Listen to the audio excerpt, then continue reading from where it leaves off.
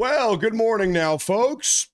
Thank you all for tuning in to today's show. I just realized I'm a grandma this morning. I'm sipping out of the grandma cup. Ladies and gentlemen, we are gathered here today very early in the morning. Well, for me, that is, on the West Coast. President Trump here is doing a special emergency breaking news press conference. Very abnormal. Can I show you something here? Normally, he doesn't actually do this. Today, Monday morning, it's not on the schedule. Nobody saw this coming.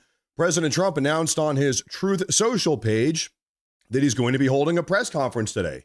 Prior to the Trump Kennedy Center board meeting, he's having a board meeting at the Trump Kennedy Center. Now, this kind of comes out of nowhere. This, like I said, was not on the official presidential schedule. This is Monday morning, start of a new week. There's some big stories circulating in the nation here. And so right now people are speculating nobody knows what this is about. And I said, well, I don't want to miss this one because I think all of the potential options as to what this could be are pretty massive. A lot of people are talking about how Trump is putting together this collective of international countries to help send naval assets to go reopen the Strait of Hormuz. Could be about that. In fact, he's been posting about that a lot on Truth Social. This could be the big announcement. People have been expecting a big announcement about the Strait of Hormuz. This could be about the Save America Act. It could be about his executive order, sort of meant to replace the Save America Act, should the Save America Act not get solidified in Congress. And I hate to bum anyone out, it kind of seems like that's not going to happen. And so President Trump is stepping in to remedy this situation with an official presidential executive order. So it could be about that executive order. If I had to guess, I would guess that this is about the Strait of Hormuz and this international coalition of various countries coming together to help blast this thing open, blast it open. Word on the block also suggests that Vice President J.D. Vance is going to be at this meeting as well, this press conference. So anyway, very abnormal set of circumstances here. This normally does not happen. We have about, well, could be in a minute. If I had to guess, it might be about 15 minutes until President Trump comes on out here. So there's some news I want to go through with you folks before he comes on out and answers some of our questions. So if you don't mind, I'd like to get through some of that news. Ladies and gentlemen, thank you all very much for being here. One moment. Well, I feel a sneeze coming on, but actually now that, you know how when you mention your sneeze, it disappears? It's just disappeared. Well, even better. Ladies and gentlemen, this is some updates here we have while we wait for President Trump. Yesterday, we got the news that allegedly the new Supreme Leader Mojtaba Khamenei has fled to Russia, that he fled to Russia maybe 10 days ago, where he's been seeking emergency medical support in a Russian hospital. Well, ladies and gentlemen, we got more information about this. Take a look. The Kremlin this morning declined to comment on a report by a Kuwaiti newspaper claiming that Iran's new Supreme Leader, Mojtaba Khamenei, is undergoing treatment in Moscow. Moscow refused to comment on it. Yesterday, the Kuwaiti news outlet Al Jazeera, citing a source close to the Iranian government, reported that the Iran's new Supreme Leader, Mojtaba Khamenei, was secretly flown to Moscow on a Russian military aircraft on March 12th. This report is saying March 12th. That's very recently, 4 days ago. According to the report, Khamenei underwent a, quote, successful operation in Moscow and is now recovering in a private clinic located in one of Putin's personal residences. Wow. Maybe Trump is going to be talking about this today. According to the report, Khamenei underwent, here's what he looks like. Khamenei underwent a successful operation. The source claims that Putin personally offered to treat Mojtaba in Russia during a conversation with Iranian President Masoud Pezeshkian.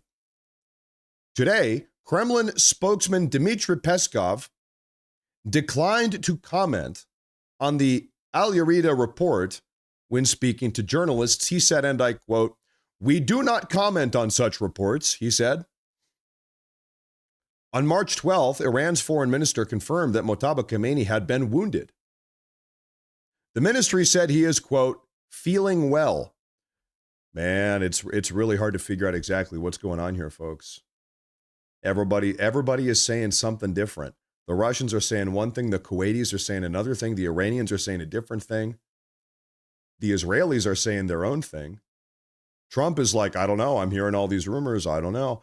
In fact, you want to hear another rumor? Because another story has released today pertaining to the new Supreme Leader, Mojtaba Khamenei. You want to hear it? This is going to blow your mind. We've got another one. Folks, we are on standby waiting for President Trump right now. He's going to be talking to the press. Ladies and gentlemen, President Trump was briefed last week on U.S. intelligence suggesting that Iran's new Supreme Leader, Mojtaba Khamenei, might be gay. Trump reportedly laughed during the briefing. He laughed when he heard the news, but two intelligence officials say the assessment was not presented as a joke. This is coming out of Wall Street Journal. This is coming out of Wall Street Journal. According to the Wall Street Journal, Khamenei might be gay, and President Trump was briefed on it, and President Trump laughed when he heard the news. Now, keep in mind, about a week ago, we got a report. I'm just trying to connect all the dots here. We got a report about a week ago from inside of Iran saying that the former Supreme Leader Khamenei had reservations about his son, Mojtaba Khamenei, ever becoming Supreme Leader. The father was saying, I don't know if I want you to become Supreme Leader someday. And the reason why we heard a week ago was because the son had some like personal issues. Mojtaba Khamenei allegedly had some personal issues that the father did not like. The father was not happy with his son's personal issues. And so he was like, I don't know if I want you to ever succeed me as Supreme Leader someday. I don't know about it. Well, now we're getting reports from the Wall Street Journal that Trump has been briefed on the fact that the son is a homosexual. Not the Ayatollah, he's the Gayatollah. I'll be honest, I stole that joke. I saw somebody post that in the live chat. One of you posted that. I said, okay, I'm stealing that one. The Ayatollah, no, now he's the Gayatollah? Okay. Well, you know, you can maybe start to connect some dots now. What is the age of consent for boys in Iran? I believe it's 14. Ugh. Might have something to do with this story coming out, you think? I don't know. This entire situation, to me, is frankly just disgusting. Now, we've got more information here. This is from Secretary of Treasury Scott Bessent. And by the way, I've got this up. We're not going to miss a damn thing. Do not worry. You are in the right place this morning, folks. This morning, Secretary of Treasury Scott Bessent chimed in on the current state of Iran. Take a look here, folks. Well, again, it'll depend on the duration of the conflict, and President Trump has made it clear that his goal is to degrade and destroy the capabilities, the military capabilities of the regime, to destroy the Navy, which is done, the Air Force, which is done, and now the bombing campaigns are going after the factories so that they cannot recreate these things. And we want to destroy the Iranian ability to project power outside of their borders. And, you know, Brian, Iran was the head of the snake for global terrorism everywhere. You know, whether it was through their proxies or, you know, there were Iranian Guard members in Venezuela. You know, there's Hezbollah in Colombia. They're interacting with Cuba. You know, everywhere that there is chaos and terrorist mayhem, it is Iran. So this is a generational opportunity to end this. Now, you folks know my opinion. He says Iran is the head of the snake. They've got their proxies everywhere, destabilizing every country on the face of the planet, it seems like. You guys know, I tend to believe that there's one more rung up on the ladder here. That Iran is the, you know, sort of the penultimate bad boss of the world. But I think there's actually an ultimate one step up. Who is that? China.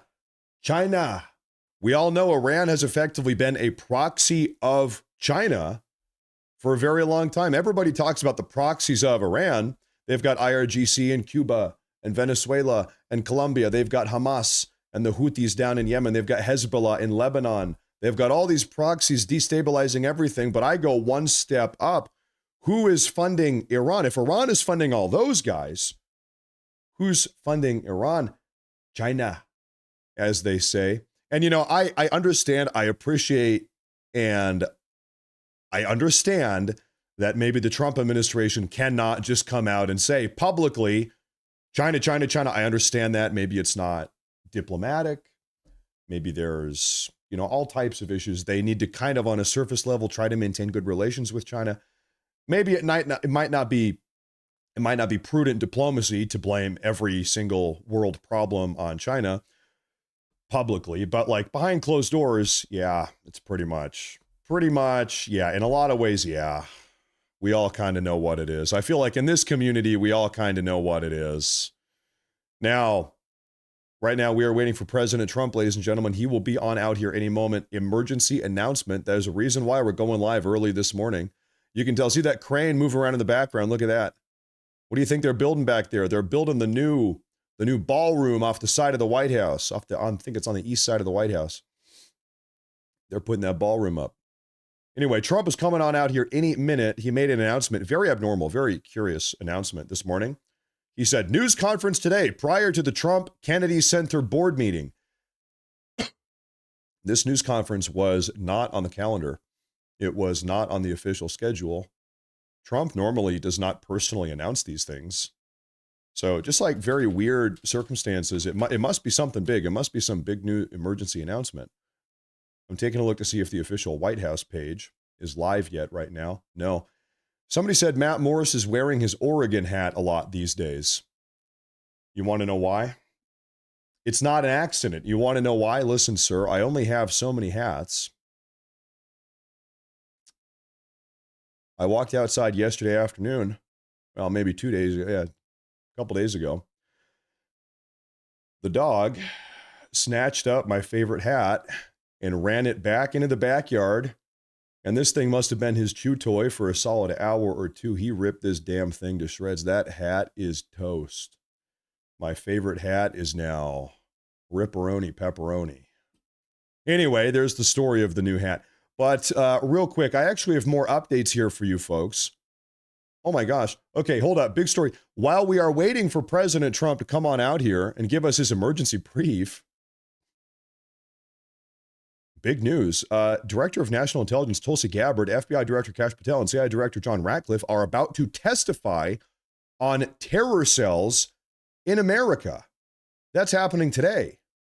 Leaders about any potential threats here in the United States. Tomorrow and Wednesday, we will hear directly from the CIA director, the FBI director, and the director of national intelligence in front of two different committees, one on each day. Americans concerned about a potential homegrown attack. You mentioned last week at Old Dominion University in Norfolk, Virginia, where one was killed, others were injured. This man killed by ROTC students. He was a former Army National Guard member who spent almost a decade in prison for supporting ISIS. And as you mentioned, the man in Michigan who rammed a truck into a synagogue. Real quick, pause. This guy spent a decade in prison for supporting ISIS, and then the Joe Biden administration, they let him out, I believe, in 2022. If you're an American providing support for ISIS, listen, hey, you should not be spending any days in prison. You should not get deported. We're not going to deport you. We're not going to throw your ass in a prison cell for 10 years or 100 years. No. I don't think this young man should have spent any days at all, period, 0 days in prison. I think something else should have been done, but maybe I can't say it.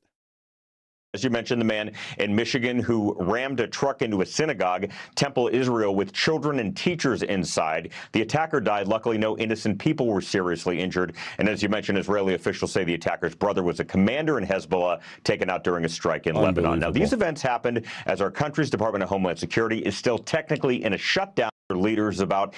So anyway, DNI told Scabbard Director, FBI Director Kash Patel, and CIA Director John Ratcliffe they're going to come out, not today, tomorrow and the next day, and brief all of us on potential domestic terror threats. I mean, keep in mind, we're in a conflict with Iran now, and they might try to, I'm sure they already have, tried to activate their terror cells that we have here domestically in the U.S. So that's good news. Tomorrow we're going to hear about that. We're going to hear about the breakdown. This is Carolyn Levitt this morning, very early this morning, a couple hours ago, talking about the Hormuz. I'm just making sure we're not missing President Trump, God forbid. This is a live feed outside the White House. So President Trump has not spoken to us yet. Stand by here, folks. Carolyn Levitt, where were we? There she is. Caroline, President Trump says that other countries should now step up to safeguard ships in the Strait of Hormuz. Why should other countries that weren't consulted about this war, that aren't involved in this war, now put their troops in harm's way in the Strait of Hormuz? Because these other countries are benefiting greatly from the United States military taking out the threat of Iran. The rogue Iranian regime has long not just posed a threat to the United States of America, but of course to our Gulf and Arab partners in the region. As you see, I believe Iran has struck more than 300 civilian targets in the Gulf region. If you think about Europe, their ballistic missile capability that the United States military is currently wiping out was a direct and imminent threat to our European allies as well as our bases in the region, which is why President Trump took this action in the first place. So these countries are absolutely benefiting from ensuring that Iran can never obtain a nuclear weapon. This is something not just the United States, but the entire Western world has agreed with for many, many years. So I think the president is absolutely right to call on these countries to do more to help the United States to reopen the Strait of Hormuz so that we can stop this terrorist regime from restricting the free flow of energy. And the fact that they are doing so just underscores why President Trump needed to take this action in the first place. So Trump, over the last couple of days, if you have not noticed, Trump has been applying pressure to some of our allies around the world, saying, hey, listen, you're going to help us open up the Strait of Hormuz now. Listen, hey, calling upon some of our allies across the world. Keep in mind, they benefit from the destruction of the Iranian regime and the reopening of the Hormuz more than we do even. We here in the U.S., we get almost no oil, no energy from the Hormuz. A lot of Asian countries do. A lot of our allies in Asia do. A lot of our allies in Europe do. We really don't get a whole lot. And so Trump is saying, listen, if we are going to use our money and our Navy to kind of protect and stabilize the world here, whereas you guys are disproportionately benefiting from us doing that, you might need to chip in a little bit. Also, keep in mind here, this has happened on 2 occasions. Let's pull up our White House feed here. Make sure this is live. On 2 occasions, the Iranian regime has actually attacked a NATO country. Have you seen that? Well, maybe 3 if you want to count Cyprus. Let's talk about that. A couple days into this conflict, this is maybe not 10 days ago, 9 or 10 days ago, the Iranian regime, they fired a series of suicide drones at Cyprus, which is half Greek, half Turkish. Well, those are both NATO countries, and they hit a Royal Air Force base owned by the Brits on that island. The United Kingdom being a NATO country as well. So NATO's involved. What's more, shortly after that, you saw the Iranian regime fire a series of ballistic missiles on not 1 occasion, but 2 occasions at Turkey, which is also a NATO country. And so Trump is saying, hey, listen, NATO, we're not asking you guys to call a draft and send in 1 million boots on the ground to help us invade Iran. But it's like, we are looking to get the Strait of Hormuz open now, and we would appreciate some help from you guys who disproportionately benefit from that. So it's time to pay up a little bit. Is that fair? Also, keep in mind here, the United States for the last 4 years, as long as the war in Ukraine, Russia versus Ukraine, has been unfolding, we've been throwing a lot of money and intelligence and material support, aid, weapons, drones, missiles, bombs. We have been helping protect Europe from the big bad Russia. But then when it comes time to kind of reopen up the Strait of Hormuz, the Europeans are nowhere to be seen. We've been hearing from the Europeans, NATO, our EU allies, how important it is to help protect Europe. But then the second we make a pretty basic request of them that they also simultaneously benefit from, they benefit more than us, they're nowhere to be seen. So little bit curious. Now, here's what I'll tell you. They might be somewhere to be seen. Trump might come on out here today. In fact, that's kind of what we're all waiting to see. Trump might come on out here today in the next couple minutes, emergency announcement. And he might say, all right, listen, we've put together a coalition here. France has promised this, and the United Kingdom has promised this. In fact, the Japanese are doing this. That might be the big announcement of the day. Well, that's what a lot of people are speculating right now. Now, there was you can bear with me here, folks. President Trump late last night called out the fake news media and all of this artificial intelligence propaganda coming out of Iran. This is actually a rather long statement. I'm going to read this to you folks because it is important. It's a very long statement. Look at this. Good Lord. President Trump wrote us a novel last night. I'm going to read this to you, and I'm going to put this up on the screen. You guys can keep an eye on what's going on at the White House here because this is a long read.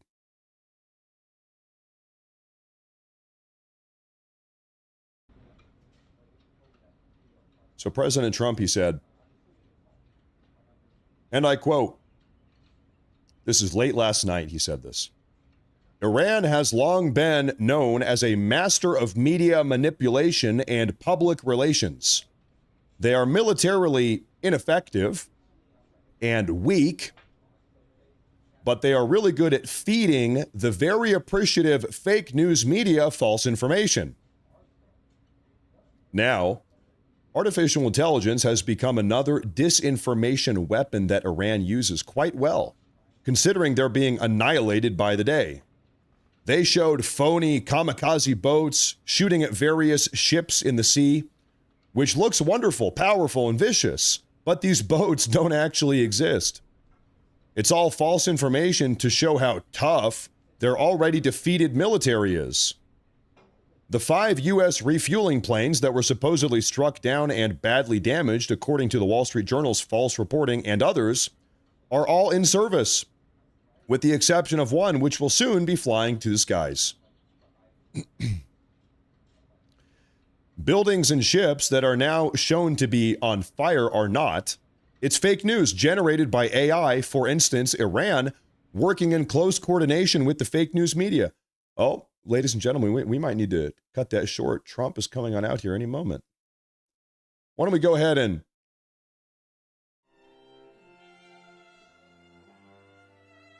pause that. Okay, I need to shut down the music here. Otherwise, we'll get hit with a copyright issue. But President Trump is going to be answering some questions here to the media. While this music, this beautiful classical music is playing, though, I must keep it muted. So, folks, Trump will be on out here in just any minute, any moment here now.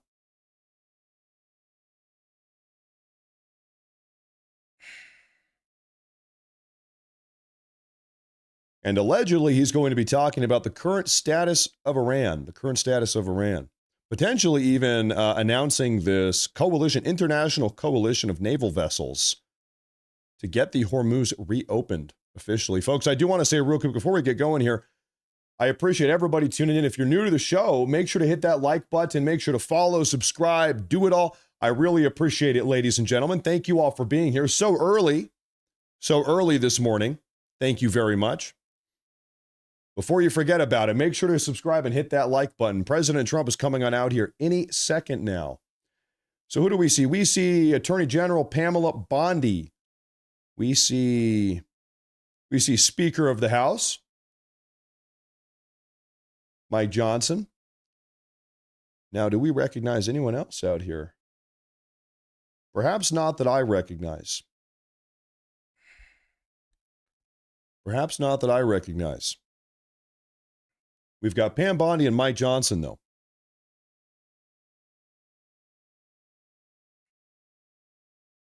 Good morning now, folks. I'm seeing some people that allegedly perhaps cannot hear the audio of the broadcast reload. I'll issue a little bit of a message to you folks, okay? If you can't hear me, reload, all right? You got to reload. Sometimes this happens. This is a big This is a big YouTube problem. I'll tell you something. This is very annoying over here on YouTube. It never happens on Rumble. It only happens on YouTube. You can hear me? Okay, good. Give me a 1 in the chat if you can hear me and you're having a good morning. Go ahead and give me a 1 in the live chat here. Folks, we're on the edge of our seat because right now I'm taking a look around Twitter here. I'm scanning. I'm checking all my trusted news sources out here.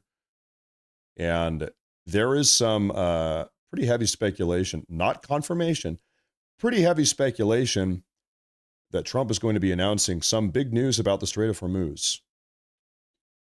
In fact, maybe there's some inside information going around right now. Can I show you something real quick? Take a look at oil futures. What happened today? The futures market opened this morning, Monday morning. What happened? Oil prices have come tumbling down. Sunday night, they were $98.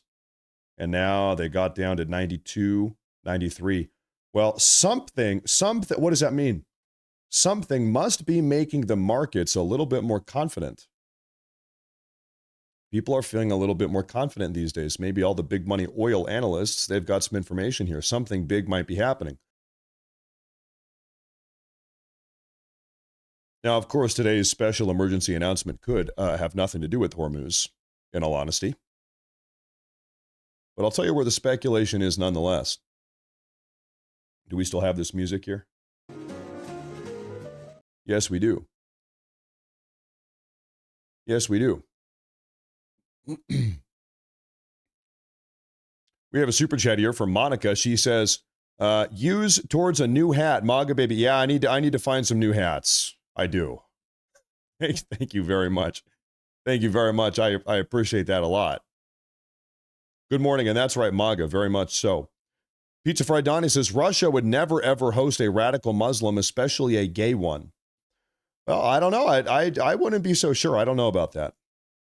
I don't know. This is not exactly unprecedented. You might remember after the fall of the Bashar al-Assad regime, Bashar al-Assad and his family fled to Russia. I believe they're living in Moscow right now, the former leader of Syria. Now, of course, maybe you can't compare Bashar al-Assad with the supreme leader of Iran. I'm not saying they're very different people, very different circumstances, very different dynamic at play. But the reason I bring that up is because the Russians, they have been known to do this, to offer refuge and safe haven to deposed leaders. This would not be the first time they've done something like this. We have a new member, a new supporter on YouTube from Randy.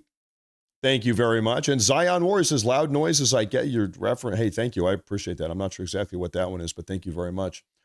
Folks, I want to apologize real quick. 2 days ago, we were doing a broadcast, and after 34 minutes, the broadcast shut down. That was not my doing. That was technical difficulties. I've been having difficulties with my live upload, with my live shows. In fact, I'm sitting here praying that we don't have any issues right now. I saw it was almost like some of you were mad at me. Where did Matt Morris go? Matt Morris better come back. Technical difficulties. Listen, hey, you guys know I love to do the show, but if I ever can't, if anything like that ever happens, believe me, it's kind of out of my control. Sometimes there's technical difficulties. You might have noticed following the unexpected conclusion of the show, I immediately uploaded 2 videos. I said, I got to make it up to him. Here's a video. Boom. Here's another video. I said, if I can't do a live show, then I'm recording them. We're uploading them that way. So, hey, sometimes stuff like that happens. It annoys me. I'm not happy about it.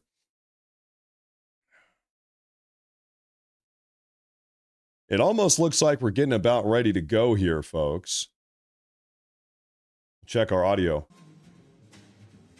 They're just playing some jazz music. They're playing some jazz music here. Or you could have just come back on.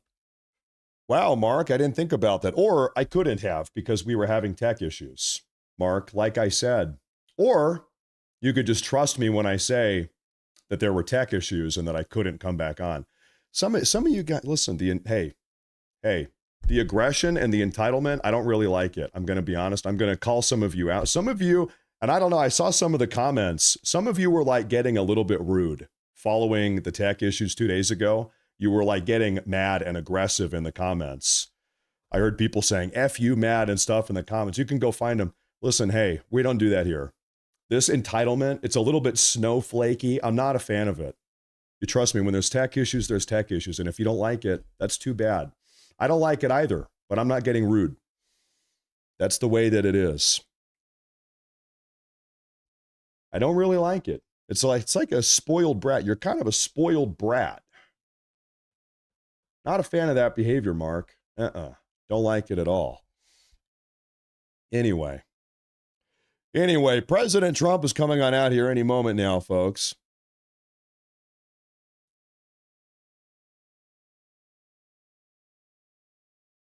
And once again, allegedly, he's talking about the Strait of Hormuz. Allegedly, it's the rumor on the block. Rumor on the block.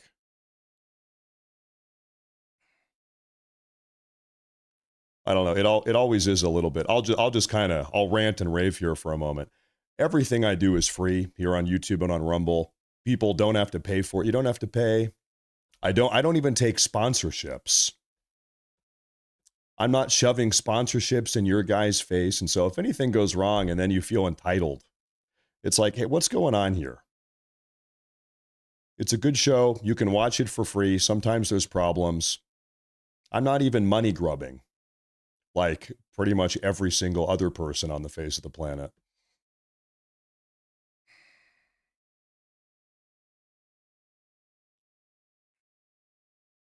We're doing our best here. Now, do we still have our lovely music? I think he's coming out here in a minute.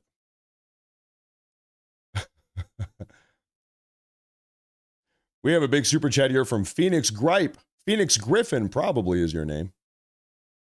Says, love your style, Matt.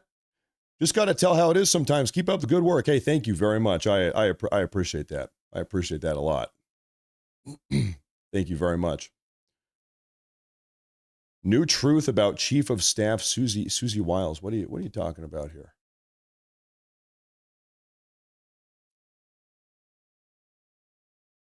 Oh my God, folks! Breaking news: Chief of Staff Susie Wiles is stepping down as Chief of Staff because she has breast cancer. Trump goes on to say her prognosis is excellent. She's going to take the challenge head on immediately. She's not going to wait. But she has breast cancer.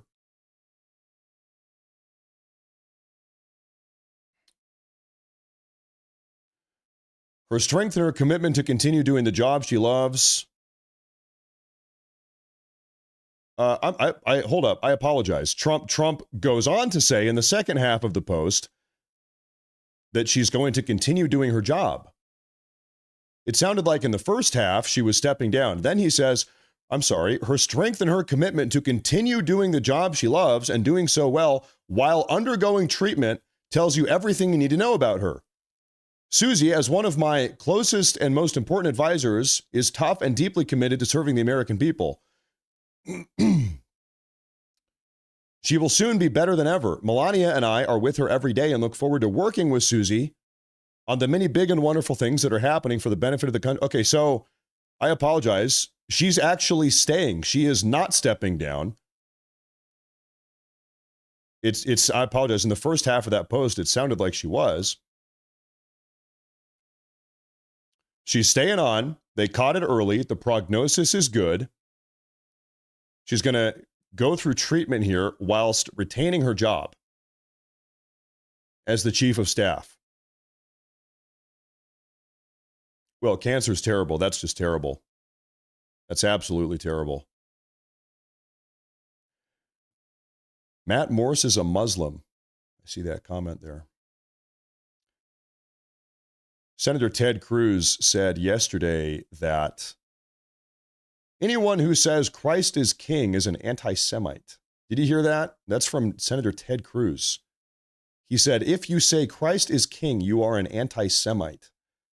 Well, first off, I'm not an anti-Semite. I'm not a Muslim. What's more, Christ is king. I reject the notion. This guy said, you're a Muslim. Actually, Christ is king. And that's not anti-Semitic, and I'm not a Muslim.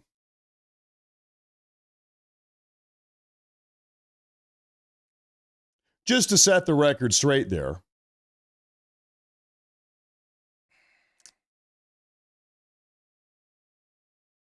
Trump is coming on out here any moment now, folks.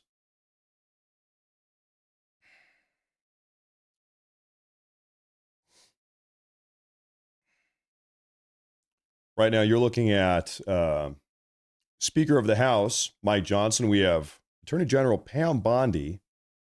To be honest with you, I apologize. These others on the left and right, I can't identify them. President Trump made a very special announcement this morning that he is going to be, well, real quick, very abnormal. Normally, he does not do this. He said, press conference today prior to the Trump Kennedy Center board meeting. So he's going to be having a press conference before kicking off the meeting that you're looking at right now. Is Trump going to come on out and sit in this chair and then address the press? Or is he going to do this somewhere else? I haven't seen him anywhere else. I believe we're going to be having this press conference here any moment. We have a big super chat here from Ace Willems. He says, F him. Hey, thank you. Thank you very much. Thank you very much, sir.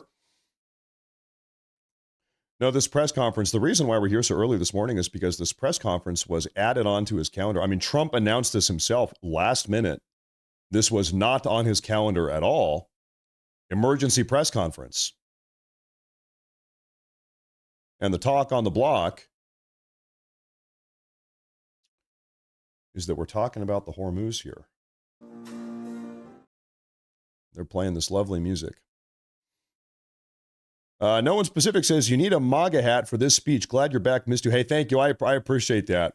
You know, Lord forbid I take a day off. Lord forbid. Heaven have mercy. Lord forbid. Hey, thank you. Thank you very much.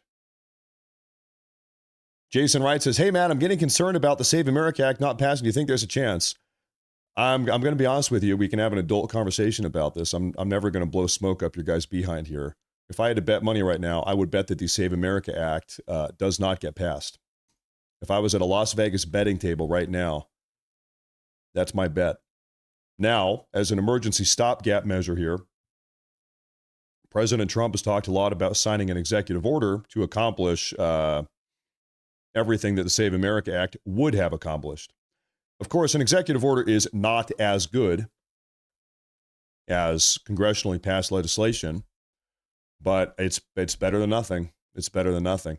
The problem with an executive order is that, one, it's going to be litigated. Okay, you're going to have the second Trump signs that executive order, the Save America executive order, the second Trump signs that into effect, he's going to have to work. He's going to have some radically progressive federal judge strike it down, go through the appellate court, perhaps go to the Supreme Court. I'm sure that will hold all of the legal opinions I've seen on this potential executive order. It seems like it's going to be solid and it will not get struck down, but it's going to get bogged down, as everything does. They're going to try to bog it down. So,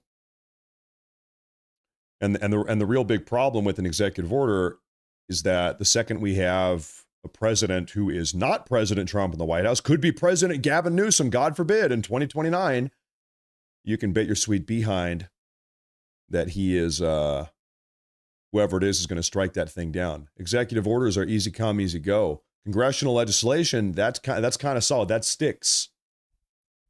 We're looking for something that sticks, and it seems like we're not going to get that.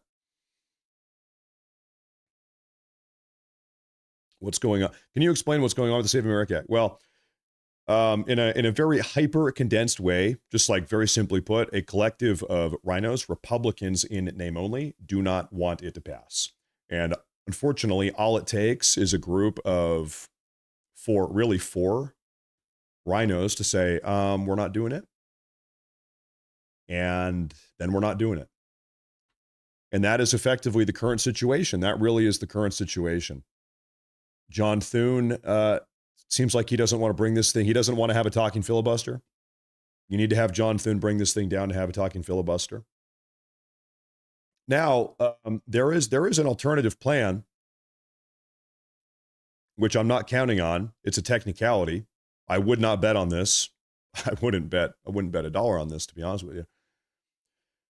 As far as I understand, as long as you've got 5 senators, you can have a vote to replace the Senate Majority Leader. You can actually replace John Thune if you've got 5 other senators willing to do it.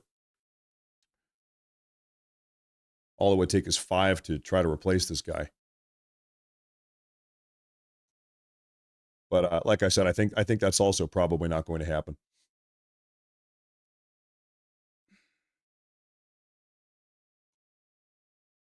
So you know what? This is one of these cases where I hope I'm wrong.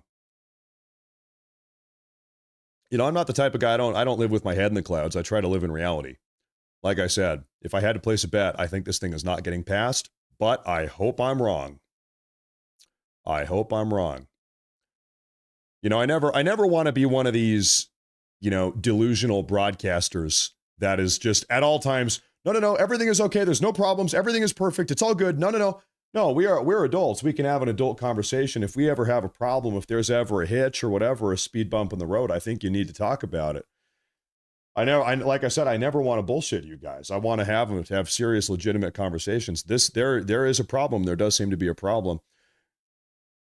Is it completely dead? No. And I hope that we are able to overcome the problem that there is.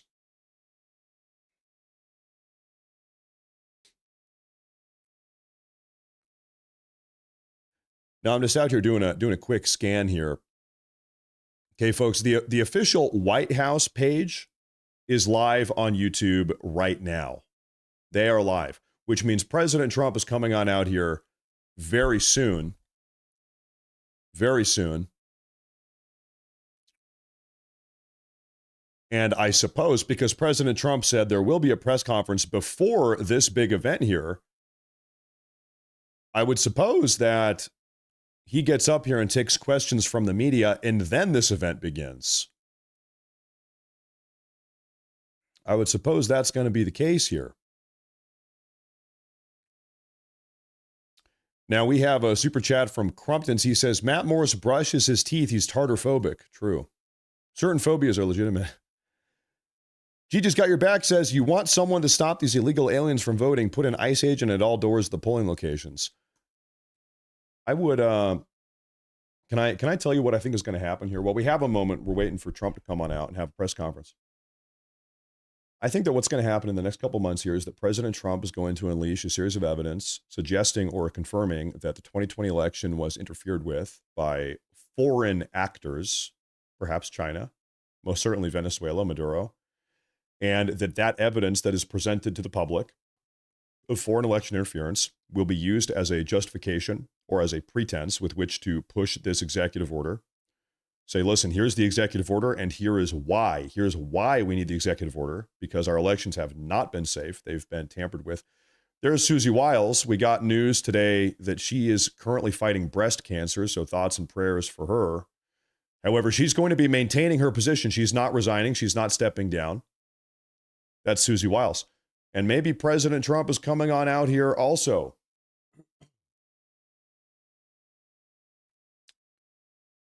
I think he's coming on out. So stand by here, ladies and gentlemen. And there's the man of the hour. We're waiting for big news. Here he is. All right, folks, what are we going to be talking about today? What is the emergency announcement?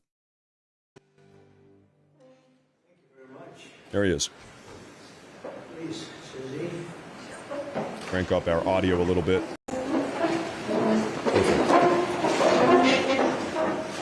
No place like the White House. Do we agree? Agreed. Right, Mr. Kraft? No place like the White House. Thank you very much for being here. Appreciate it. And we'll maybe discuss a couple of general topics. This is a board meeting for the Trump Kennedy Center, but we'll go into a couple of other things that we have the media present. It's always present, unfortunately. constantly. And I'll say a few words about what's happening in the Middle East. And if you have a couple of questions, we'll do that, and then we'll get on with our board meeting. So thank you very much for being here. We have a wonderful group of very, very smart, talented patriots at this table. Our powerful military campaign to end the threats posed by the Iranian regime continued in full force over the past few days. They have been literally obliterated. The Air Force is gone. The Navy is gone. Many, many ships have been sunk. They're warfighting ships, but I guess they didn't know how to use them. And anti-aircraft is decimated, their radar is gone, and their leaders are gone. Other than that, they're doing quite well. They've been a terror for 47 years, and now I guess the world, through the United States, with the help of Israel, is doing what should have been done many years ago. Should have been done many years ago. Since the beginning of the conflict, we've struck more than 7,000 targets across Iran, and these have been mostly commercial and military targets. We've achieved a 90% reduction in their ballistic missile launches and a 95% reduction in drone attacks. The missiles are trickling in now at very low levels because they don't have too many missiles left. We've also attacked the manufacturing plants, where the places where they manufacture the missiles and the drones, and that's going on today. We just hit 3 of them today, and it's getting very hard for them to manufacture. More than 100 Iranian naval vessels have been sunk or destroyed over the last week and a half. That has to be some kind of a record. Additional strikes continue to launch from all directions every single hour. And as you know, we attacked Karg Island and knocked it literally, destroyed everything on the island except for the area where the oil is. I call it the pipes. We left the pipes. We didn't want to do that, but we will do that. We can do that on 5 minutes' notice. It'll be over. But for purposes of someday rebuilding that country, I guess we did the right thing. But it may not stay that way. Just one simple word and the pipes will be gone too, but it'll take a long time to rebuild that. We are aggressively dismantling Iran's defense industrial base, and ability to rebuild its missiles and drone capability is getting down to close to zero. And we're hammering their capacity to threaten commercial shipping in the Strait of Hormuz, with more than 30 mine-laying ships destroyed. We hit, to the best of our knowledge, all of their mine-laying ships. Now they can put them on other types of ships, I guess, and drop them in. But we don't know that any have even been dropped in. We're not sure that any have been. That's a big negative for them if they do it. It's a form of suicide. But we don't know that they have dropped any in. But we've hit all 30 of their ships and destroyed them. They're all at the bottom of the sea. We strongly encourage other nations whose economies depend on the Strait far more than ours. You know, we get less than 1% of our oil from the Strait, and some countries get much more. Japan gets 95%. China gets 90%. Many of the Europeans get quite a bit. South Korea gets 35%. So we want them to come and help us with the Strait.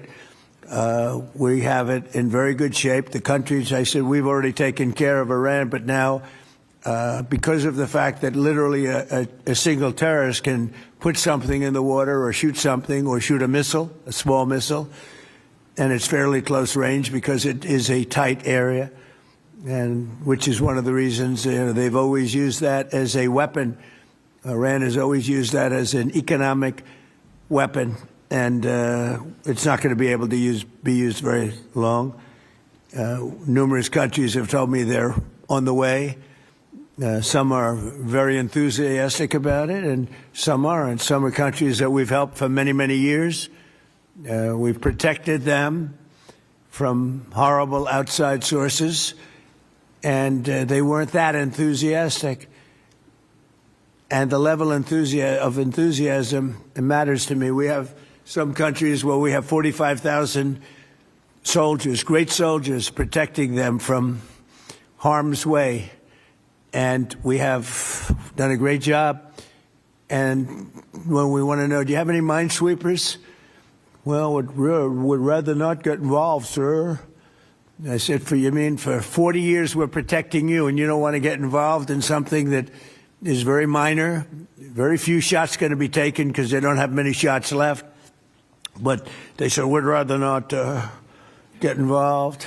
I just want the fake news media and everybody else to remember that was said, because I've been a big critic of all of the protecting of countries, because I know that we'll protect them, and if we ever needed help, they won't be there for us. I've just known that for a long period of time, just like I knew about the Strait, that it would be a weapon, which I predicted a long time ago. Predicted all of this stuff. You guys were very generous in that. I predicted all of it. I predicted Osama bin Laden would knock out the World Trade Center. I made that prediction a year before he did it. I said, you better get him. He's a bad guy. I watched him be interviewed one time, and I said, that's a bad guy. You better get him.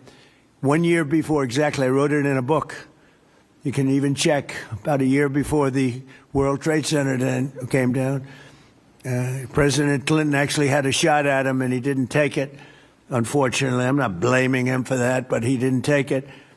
And he ended up knocking down the World Trade Center, but I predicted that too. I predicted a lot of things. We strongly encourage other nations whose economies depend on the Strait for blood. I mean, these people literally need it. 95% of their energy or their oil comes out of the Strait, and they should be in here very happily helping us. And it's incredible. We have such we're number one in oil by double now. We drill, baby, drill.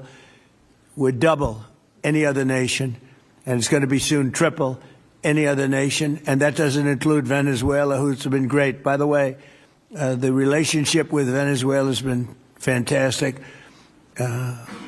Millions, literally millions of barrels of oil are being taken out, and it's been a great help, and it's been to their great benefit. The president has done a really good job. We get along with him really well. But we've taken out millions of barrels of oil and brought to Houston and other places to the refineries. We have refineries set up specifically for that. And it's been a great relationship, and more and more is happening. It's a tremendous oil source, and we're stepping it up very rapidly. The big companies are going in, and they will actually, numbers in a pretty short period of time, numbers that they've never been able to do, we'll be doing. There's a lot of oil under that land. We strongly encourage the other nations to get involved with us, and get involved quickly and with great enthusiasm. I have that from a number of them, and I'd like to say their names, but frankly, I don't know if they would want me to or not, because maybe they don't want to be targeted. But I say, wouldn't matter if you're targeted or not, because this is a paper tiger that we're dealing with now. It wasn't a paper tiger 2 weeks ago. It's a paper tiger now. So now we're going to get down to the reason. We'll take a couple of questions in a moment, but we're going to get down to the reason we're here today. Actually, this was set up a long time ago.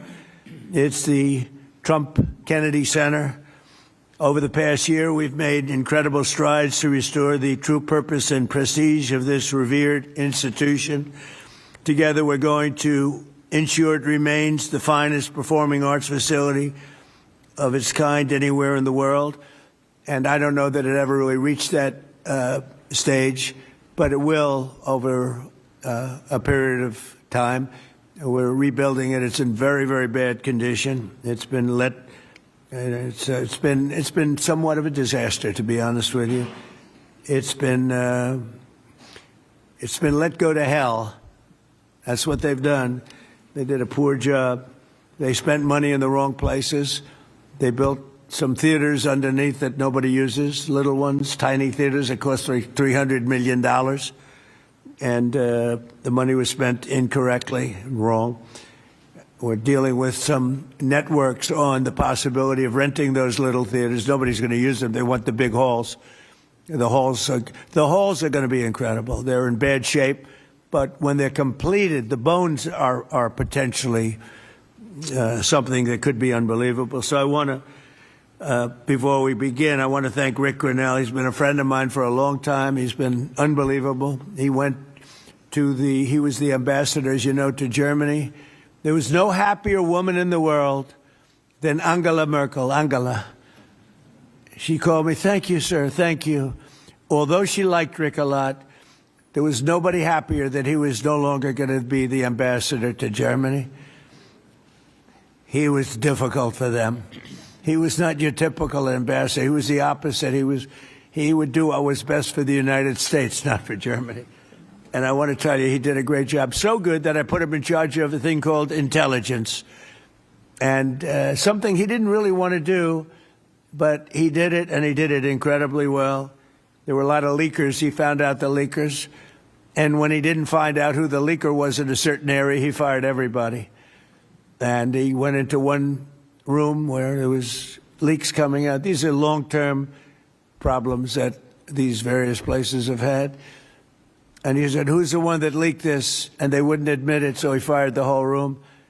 And he did a good job, I'll tell you. He was very good. And during this transition period, I asked Rick if he would run it, because we wanted to see. And if you remember when we first took it over, I didn't do it with enthusiasm. I did it because somebody had to do it, had to turn it around, because it was failing. It would have closed, and physically it would have almost fallen down. It was in very bad shape.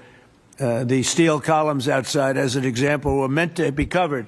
You know, exposed steel is unusual to have in building. What I do best in life is build. I build buildings really well and under budget and ahead of schedule. That's what I do, unlike the Fed building, which is going to cost billions of dollars. It may never open. I mean, right now, we have a wonderful a wonderful new head of the Fed coming in. I don't know if he'll ever be able to occupy this complex that was destroyed by Jerome Too Late Powell. I call him too late because he's always too late with interest. Should cut interest rates. He should cut them right now. They should have a special meeting. What's a better time to cut interest rates than now? A third-grade student would know that. But that's a terrible thing. But what I do is build. I build great stuff. And what we're going to do is, right outside. In fact, if you look behind me, see the nice gold curtains? If you want to look into a nice foundation and you want to see a lot of work, very deep, very, very deep for specific reasons, we have a magnificent ballroom being built, because this is the biggest room, and it holds like 98 people for dinner.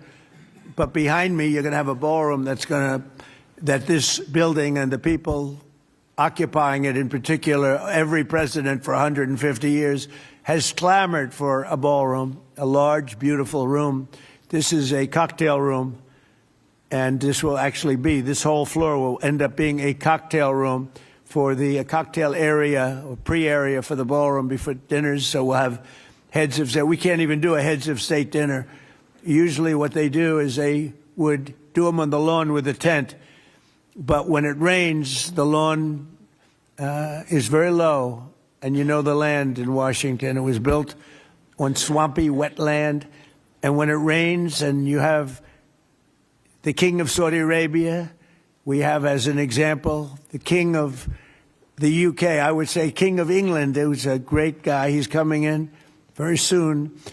And when it rains, you know what happened? The rain would go over their feet. It would be about 4 or 5 inches over their shoes. This was not good. And it rained a lot. So we're building, finally, because I do that, And by the way, no taxpayer money. I want to put that, zero. It's going to be, it's on time, on budget. It'll be under budget. Be literally, we're having it under budget other than we've upgraded it in terms of the marbles we're using. We're using onyx and stones that are incredible. But it'll be something really spectacular. I'm looking at Mr. Steve Wynn, who's over there. He built a spectacular building, and he knows Trump builds a spectacular building. I build better buildings than him. I don't care what he said. But Steve is over here, and he really, with his incredible wife, Andrea, and thank you both for being here. Andrea is on the board, and Steve is so in love with his wife, he asked whether or not he could come. And I can say the same thing for the great Bob Kraft. He's got a wife that's so wonderful. He said, do you think I could come? She didn't have to accept that, you know. She could have said no. But Bob said, I would like to come. So, Bob, we will not let you vote, although his vote would be a good vote. He will vote for the proper thing. But it's good to have you both here. These are two great couples that know a lot about the things I'm talking about, like fixing, whether it's building a stadium or building a building. We know they know how to do it. So thank you, Steve, very much. But we've made incredible strides over the past year. If you remember, I said I want to run it for a year just to see, because the place is falling down. It's horrible. Air conditioning, heating is going to be ripped out in its entirety, and it needs new. It's old. It's, how many years is it, Rick? What's the total? 50, almost, yeah, over 50. And we have 50-year-old air conditioning, more than that actually, and it's in bad shape. Everything's in bad shape. It's got to be redone. So I said, let's run it for a year just to see how it works. It's better than, you can't just go into something and try and figure it out. And we figured it out over the year. And you have to close it, putting new marbles in, beautiful, beautiful marbles. When you do marbles, you can't have people walking over the marble every night as it's drying and setting and going to a play. So we thought the best way, I mean, what I know best in the world is construction. The best way to do it is close it, do it properly, and reopen it, have a grand reopening. And when it's finished, it's going to be far better than it was when it was originally built. When it was originally built, it was good. It has one thing that's very good. It has great sound. I think there's a lot of luck in sound. You have some of the big opera houses. I don't want to get involved with saying which one, but in New York, as an example, where the acoustics were never good, and they've ripped it apart 4 times and rebuilt it, and it was never good. The good thing about the Kennedy Center, the acoustics are good, and they'll only be enhanced based on what we're doing. A lot of it has to do with the stones and the stones you use, the marbles you use, etc. Over the past year, we've made incredible strides to restore the true purpose and prestige that this building will soon gain, I think, at a higher level than it had before. Together, we're going to ensure it remains the finest and will become the finest performing arts facility anywhere in the world. It's got the location, and it will have the building. It's got good bones. It's got good structure. Again, they wanted to originally cover the exposed steel. It was painted a cheap gold, and we turned it into a very expensively painted white, very heavy coat of very powerful white paint meant for steel, exposed steel. A very different kind of paint, but it's almost like putting a stone over the top of it. And the color is white, shiny white, and it looks, a lot of people have commented, it looks so much better. Before they had the steel painted gold, and the gold was very cheap. There's actually never been a paint that's made that will look like gold. Steve will tell you that. You either gold leaf it or use real gold bullion, or you use a different color, Steve. Nobody's ever been able to make a gold paint that looks real. A little minor thing for the media. I'm sure you're thrilled with hearing that. But there's never been a paint. I said someday I'm going to discover a paint where you don't have to actually use gold leaf. Gold leaf is a very, very big and expensive process, but it's a beautiful thing, but not when you use paint. So we got rid of the gold columns, which looked always terrible. They looked cheap and they looked fake. very much like the media, actually. And we took the columns and we painted them white. Before we painted them, Matt, very importantly, we structuralized them. We replaced bad steel that was very badly rusting. I mean, these are columns that are holding up a building. And we had to replace areas of columns that were actually rusted out because it was in very bad shape. It's not even describable how bad this building was, both inside and out. I want to thank Rick Grinnell, but you really did a great job, Rick, on this, and we appreciate it. I'm looking for your next venture, because he really was, there was a story he got fired. He didn't get fired. He was here for a short period of time, for a year, figuring it out with Matt and everybody else. And Matt now is going to take over, and he's a pro at construction, great at construction. And I think Matt would like to run the facility too. He's fallen in love with it. And I think he'd do a good job. But if I don't think he will do a good job, I'll say, Matt, you're fired. I'm getting somebody else. So you're under no pressure, Matt, okay? It's like Bob Kraft. If a football player doesn't perform well, typically you will fire him immediately, Bob. Do you ever let them stay around for 4 or 5 years if they're bad? Not too many times, right? So, anyway, I learned from you. So I want to thank also Attorney General Pam Bondi, who's been fantastic. I don't know, is Pam here someplace? Oh, hello, Pam. Good. She's been great. And the Speaker of the House, he's got the easiest job of anybody in government. He's got a majority of 2. I don't like to say 1 because it varies, but between 1, 2, and 3. And I think you're the only man that's ever lived that's able to be very happy about it. In fact, when we get up to 3, every once in a while we get up to 3. Actually, for a period of time, we had it up to 4, and then we had a death. And death is very bad when you're the Speaker and you have a majority of 2 or 3. But we had a death, and then we had another death, and we had some things, and but we're looking very strong. We had one man who was very ill. It looked like he wasn't going to make it. I don't know. I won't mention his name. Should I? Do other people know his name? Do you want to mention it? He'll be proud. Go ahead. Tell him the story. Okay. Well, thank you, Mr. President. Congressman Neil Dunn of Florida had some real health challenges, and it was very serious, and had a pretty grim diagnosis. And I mentioned it to the president, and I said, Congressman Dunn is a real champion and a patriot because he's still coming to work. And if others got this diagnosis, they would be apt to go home and retire. And what was the diagnosis? It was, I think it was a terminal diagnosis. He would be dead by June. Okay, that wasn't public, but yeah, okay. That's it was grim. That's what I was going to say. I don't think with a heart problem, by the way. This was a heart problem. Right.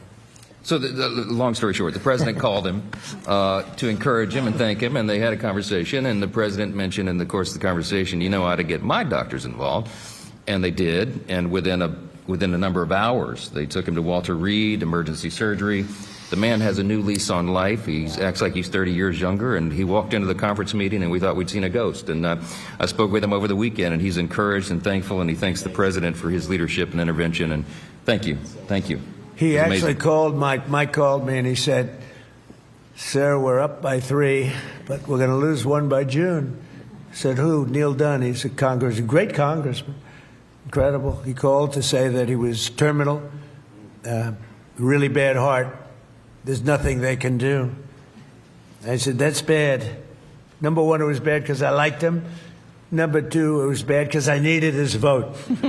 But he really said, "Mike, I'm going to last this out for the president and you, and however long I live," it looks like June is the time, but however long I live, I'm going to be voting for you. How many people are going to say that? Most of them are going to say, "Mike, I'm retiring immediately. That's the end." He's an extraordinary man. But he didn't do that. It was really impressive. And then I realized I have doctors in the White House. The White House doctors are incredible. And they've helped me with other people. They're helping me with people right now. People that are very sick are like they're miracle workers. And I said, I have to call them. And I called the 2 doctors. They're both great. And they immediately went over to see the congressman. And he was on the operating table like 2 hours later. Yeah. And It was a long operation. They gave him more stents and more everything that you could have. I think he's got everything that you could possibly have. And they called up. They said, "Sir, I think he'll be fine." I said, "You got to be kidding." He said, "I think he'll be fine." And Mike was telling me the story that the other day he came into a meeting for the first time in a long while. Go ahead. Well, it was incredible. I mean, he has a new lease on life. He has more energy than a man half his age, and very encouraged and encouraged all of us. So, again, a testament to great leadership. And he's, my hat's off to Neil Dunn and his beautiful wife and family. He's an extraordinary individual. And just, because I don't want to have a terrible story about this, I did it for him first and for the vote second. But it was a close second, actually. But I did it for the vote second. All right? I want to also introduce Susie Wiles, who's fantastic. She's our chief of staff. And she's an amazing person, an amazing fighter. And she announced a minor difficulty, which will be in good shape. Good shape he'll be around for a long time. She had a diagnosis. You probably saw it. And she's going to take care of it immediately as opposed to waiting. She said, "Let's do it now." I said, "Do it immediately." Because with that particular ailment, the faster the better. That's the only thing I know about it. The faster the better. She's going to do it immediately. So she just started, actually. And she's going to be in great shape. The prognosis there is excellent, beyond excellent. So, thank you, sir. But who needs it, right? That's right. Who needs it? So before we took over, just a year ago, this wonderful place was literally on the verge of collapse, both from a financial standpoint, maybe more from a financial standpoint, but also from a physical standpoint. Necessary maintenance has been ignored. The programming was very woke and out of touch with reality. And we had an orchestra that lost like $18 million a year, and they subsidized it every year. I said, what kind of an orchestra loses 18? And I'm being nice when I say 18, it was much more. And I started looking at the programming. They had tremendous union difficulties, like 19 different unions, and driving everybody crazy. And I think the unions are going to be great. I've always gotten along with unions. As you know, I got great union support. But you had 19 unions every time somebody wanted to put on a play. They had to deal with 19 different groups of people. And they say it was like Broadway, but worse. And you don't get worse than Broadway when it comes to the unions. I've watched that for many years. The programming was terrible. And they had a budget deficit of about $26 million minimum.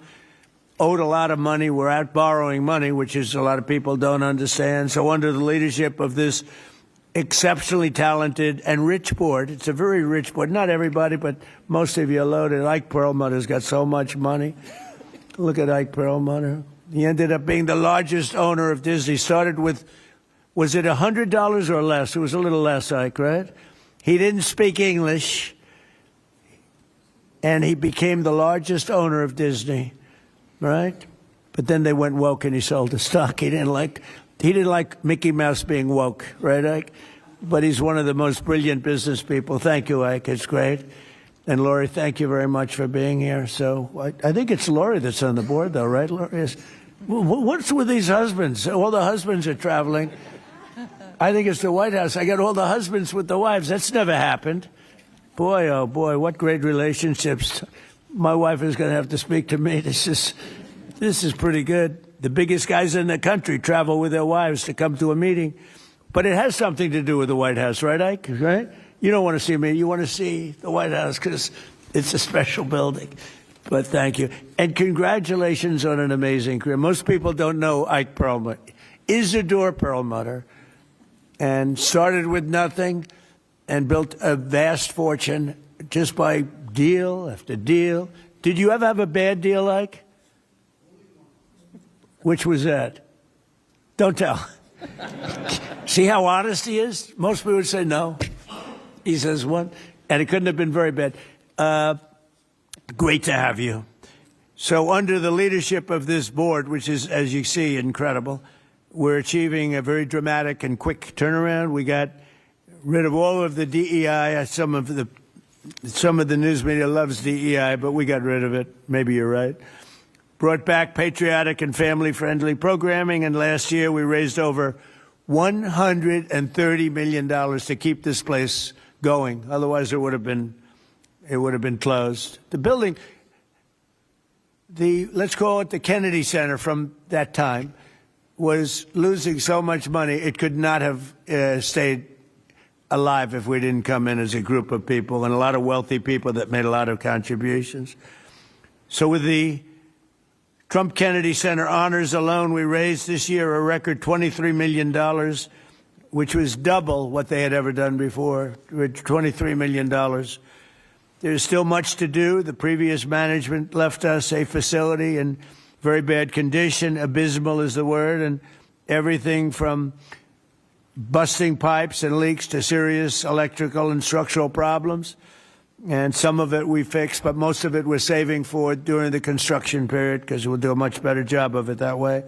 Major renovations are required to keep the facility functional, and that'll start right after July 4th. We're going to have a little bit of a celebration, not a big deal, but a little bit of a celebration on July 4th. We'll have a little party, and then after that we close and we start construction. We're fully financed. As I announced in February, after a one-year review based on input from highly respected experts and subject to board approval today, we determined, it's a little late for the board because we've already announced it, but these are minor details, but I think everybody agrees. But subject to board approval, we determined that the fastest way to bring the Trump Kennedy Center to the highest level of success, beauty, and grandeur is to cease the entertainment operations for a 2-year period of time as we complete high-quality, really high-quality construction. And we've already purchased seating, as an example. We've already purchased a lot of the marbles and some of the things that are hard to get. Getting quality marble is very hard. It takes a long time. It comes from areas where it takes a long time to mine, and we're getting some of the best things you can. The marble is going to be incredible.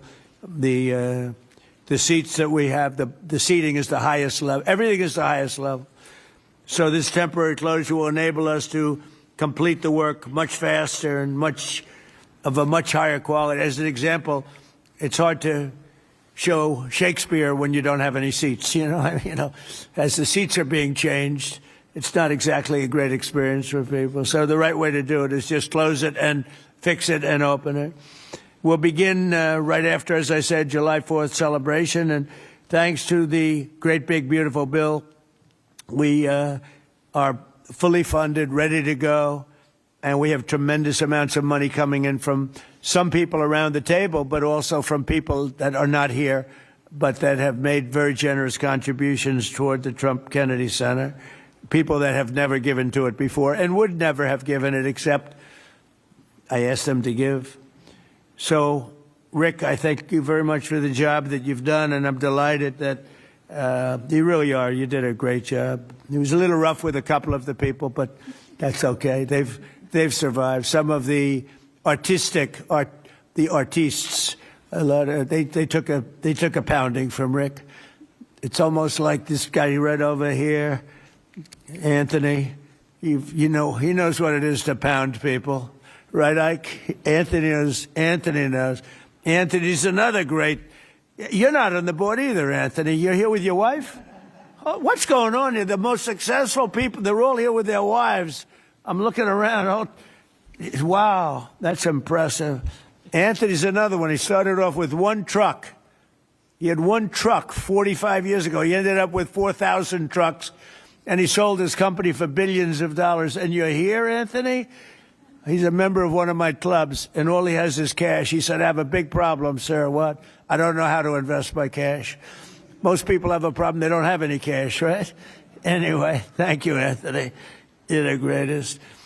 So all of these people have done so much, and they've done so much to help. And, Matt, I'm here to a certain extent to wish you good luck with everything and to introduce you to the board. Many of the board know because Matt's been running a lot of the initial construction and planning, and going to be assuming the role of Chief Operating Officer and Executive Director.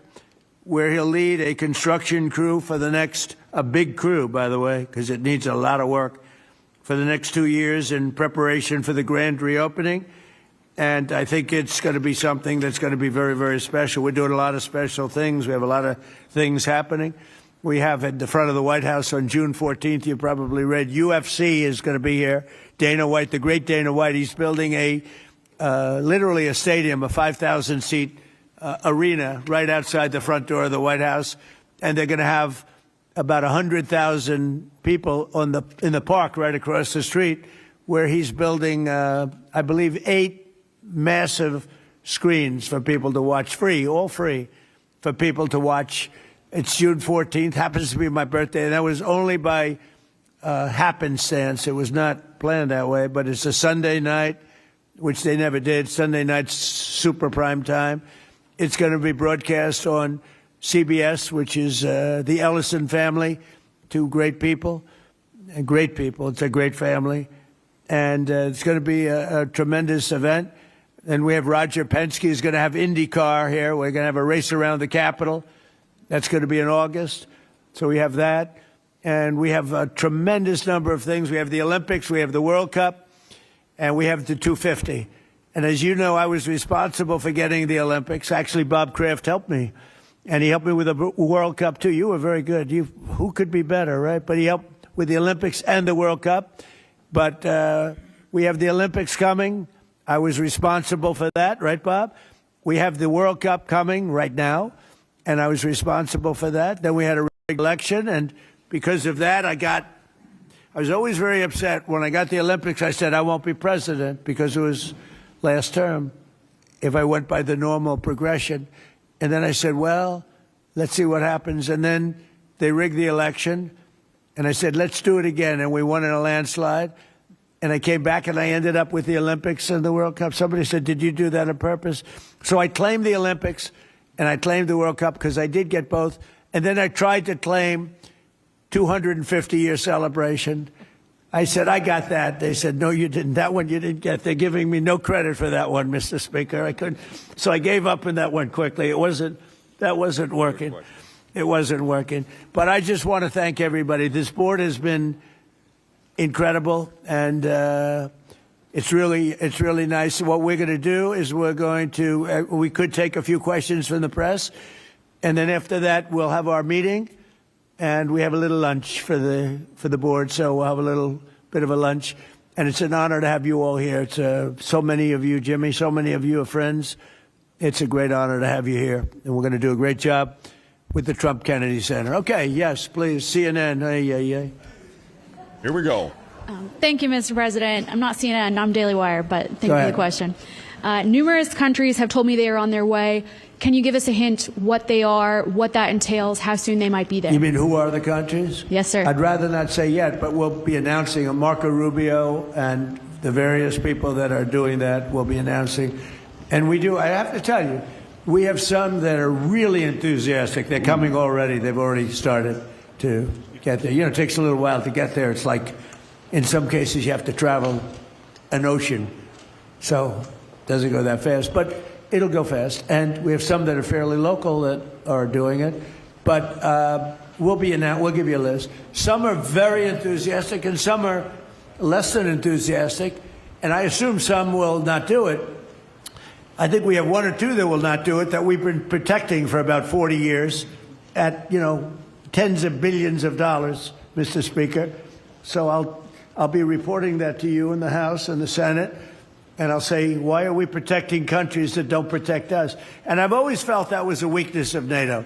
We were going to protect them, but I always said, when in need, they won't protect us. Now, this isn't need. Need would be one of the big boys. But I will say that we built the greatest military in the world, and we protect people. And if we need their mine boats, or if we need anything, any piece of apparatus that they may have because of a situation that they have, they should be jumping to help us, because we've helped them for years stay out of wars. Yeah, please. Thank Germany. You very much, Mr. President. Can you tell us if you have spoken with French President Macron about the coalition to reopen the Strait of Hormuz? Have you been speaking with the French President? What does that mean? have you been speaking with the French President Macron about the coalition to reopen the Strait of Hormuz? Yeah, I have spoken to him. He's been on a scale of 0 to 10. I'd say he's been an 8. Oh, wow. Not perfect, but it's France. We don't expect perfect. Are you confident that France will help with the reopening of Strait of Hormuz? Yeah, I mean, sure. I think he's going to help. I mean, I'll let you know. I spoke to him yesterday. I don't do a hard sell on them because my attitude is we don't need anybody. We're the strongest nation in the world. We have the strongest military by far in the world. We don't need them. But it's interesting. I'm almost doing it in some cases, not because we need them, but because I want to find out how they react. Because I've been saying for years that if we ever did need them, they won't be there. Not all of them, but they won't be there. I was very surprised with the United Kingdom. Because the United Kingdom, 2 weeks ago, I said, why don't you send some ships over? And he really didn't want to do it. I said, you don't want to do it. We've been with you. You're our oldest ally. And we spend a lot of money on, NATO and all of these things to protect you. I mean, we're protecting them. We're working with them on Ukraine. Ukraine's thousands of miles away, separated by a vast ocean. We don't have to do that, but we did it. Well, Biden did it. I mean, I have to be honest with you. Biden got taken to the cleaners. But we worked with them in Ukraine. We don't need to work with them in Ukraine. And then they tell us that we have a mine ship around, and they don't want to do it. I think it's terrible. No, I was very surprised. I told him, we requested 2 aircraft carriers, which they had, and he didn't really want to do it. And then right after the war essentially ended, meaning they were obliterated, he said, I would like to send the aircraft carriers. I said, I don't need them after the war has ended and won. I need it before the war. So I was very not upset, I was not happy with the UK. I think they'll be involved, yeah, maybe. But they should be involved enthusiastically. We've been protecting these countries for years with NATO, because NATO is us. You can ask Putin. Putin fears us. He has no fear of Europe whatsoever. He fears the United States of America and the military that was built by me in the first term. Yeah. President, you mentioned the significant amount of oil that China derives from the Middle East. What is the status of your conversation with President Xi in terms of getting China to cooperate, in terms of making the Strait of Hormuz safe for those oil tankers? Yeah, so China is a great example. They get 91% of their oil from the Hormuz Straits, which we protected for years. And it always bothered me that we have these countries. Japan gets 95% of its from the Straits, the Hormuz Straits. And it always bothered me that we're protecting and we don't need them. We didn't need them before we started dig we must. Dig me must, that's the Trump policy of lots of oil. And we didn't use them very much. It used to be at 10%. Now it's at almost 0. We don't need, we don't need oil. We have all the oil we need for ourselves. It's one of the great assets that we have. We have more than double what anybody else in terms of oil production. We're at more than double any other country. So we don't need it, but we did it. It's almost, you could say we did it out of habit, which is not a good thing to do. But we did it because we have some good allies there. We have some great Middle Eastern countries there, Israel there. So we did it for a lot of reasons. But it always amazed me that we did it. We never asked for reimbursement. And it was really there to serve other countries, not us.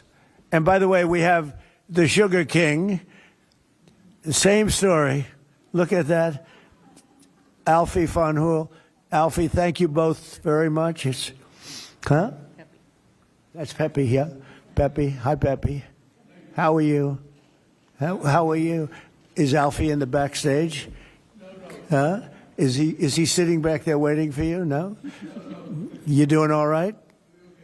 Pepe is a great friend of all of ours, I think, in the room. Tremendous. And we appreciate you being here. Great to have you. Thank you. Mr. President, honored. That's great. Both of you. Thank you very much. So go ahead, please. Thank you, Mr. President. Mr. President, you've said that Iran does want to make a deal. Now, into the third week of this bombing campaign, what would that deal look like? What are the asks that you're making of the government? They want to make a deal. They're talking to our people. I don't know if they say that to you. Maybe they do, maybe they don't. Don't forget, they are a country that for years, I didn't know this until recently, they're a country based on disinformation. And now they're using disinformation plus AI. And that's a terrible situation. That's a terrible situation. They showed all sorts of things happening in the last 2 weeks that never happened. Between their kamikaze boats that don't exist, between blowing up the aircraft carrier, one of the great ships in the world, the Abraham Lincoln, on fire. They showed it on fire. I called the general. I said, General, what's with the Abraham Lincoln? It looks like it's burning down. No, it's not burning down. Not a bullet was ever fired at it, sir. They know better. I said, this is my first glimpse of AI and what they've done with it. They showed buildings in Tel Aviv burning to the ground, high-rises burning. They showed buildings in Qatar. They showed buildings in Saudi Arabia burning, and they weren't burning. They weren't hit. It was all AI-based. Terrible. It's terrible. And that's their only, I think that's the only thing they do well. They're negotiating, and we always talk. When, somebody said, well, would you talk? Why would you even talk to them? I talk to everybody because sometimes good things come out of it. But I don't know if they're ready yet. They're taking a pounding. I don't know if they're ready yet. And we don't even know their leaders. Look, all of their leaders are dead, as far as we know, but they're all dead. We don't know who we're dealing with. We knocked out the first group. Then the second group met, 88 met to pick the leader because the first group was all dead. And the second group got knocked out. They're all dead. Then the third group met. I would think they're a little nervous about meeting. I don't know if they're nervous. Maybe they're not. Maybe they're crazy. If they're not nervous, then they're crazy. But we met with the next group, but we don't know who their leader is. We have people wanting to negotiate. We have no idea who they are. Yeah, please, Peter. Thanks, President Trump. What are your advisors telling you about the Ayatollah's son, the new supreme leader? What are they telling you about him? Well, it's not only them, it's you people. I mean, a lot of people are saying that he's badly disfigured. They're saying that he lost his leg, the one leg, and he's, been hurt very badly. Other people are saying he's dead. Nobody's saying he's 100% healthy. And he hasn't spoken because the Ayatollah would sit and he'd spew hate from a form of a throne. Not as nice as a throne. I like the English throne much better. But it was a fancy chair. But he'd spew hate from his chair. But you'd see him a lot, right? This one, we haven't seen at all. So that could be for a lot of different reasons. We don't know, Peter, if he's dead or not. And now that you've announced... I will say this, nobody's seen him, which is unusual. Something else. Now that you've announced that the U.S. has destroyed all of Iran's mine-laying ships, why can't the U.S. just immediately reopen the Strait of Hormuz? Well, we could, but it takes two to tango. We have to get people to take their billion-dollar ship and drive it up. If when Pepe has his big sugar ships coming around and they cost $1 billion, and we say, I think it's okay now, Pepe, take your ship, drive it through the Strait of Hormuz. He may say, let me wait a little while, because it takes ship owners, and these ships are very expensive. They can cost up to $2 billion. So they don't want to take a chance that, gee, I think you'll be okay. They got to know it.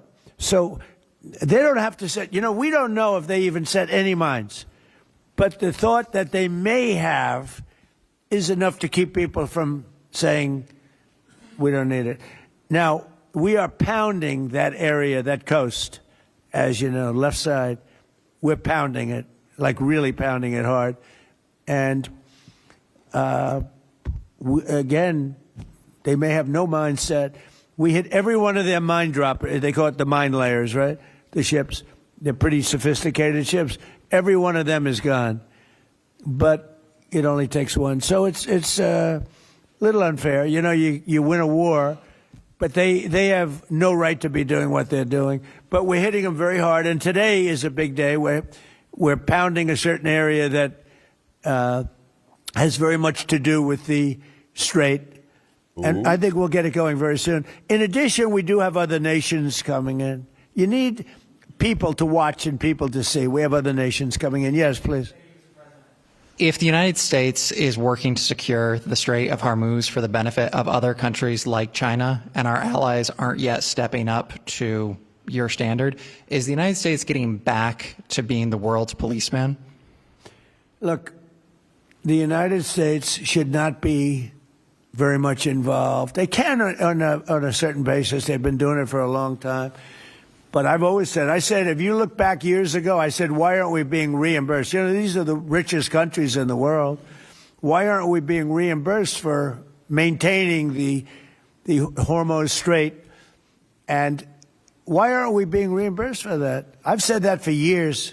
You can go back. They reported on it yesterday. I've been saying a lot of things about the Straits. Number one, I said it's the one advantage they have, but that's a suicidal advantage because they kill themselves more than they kill the rest of the world.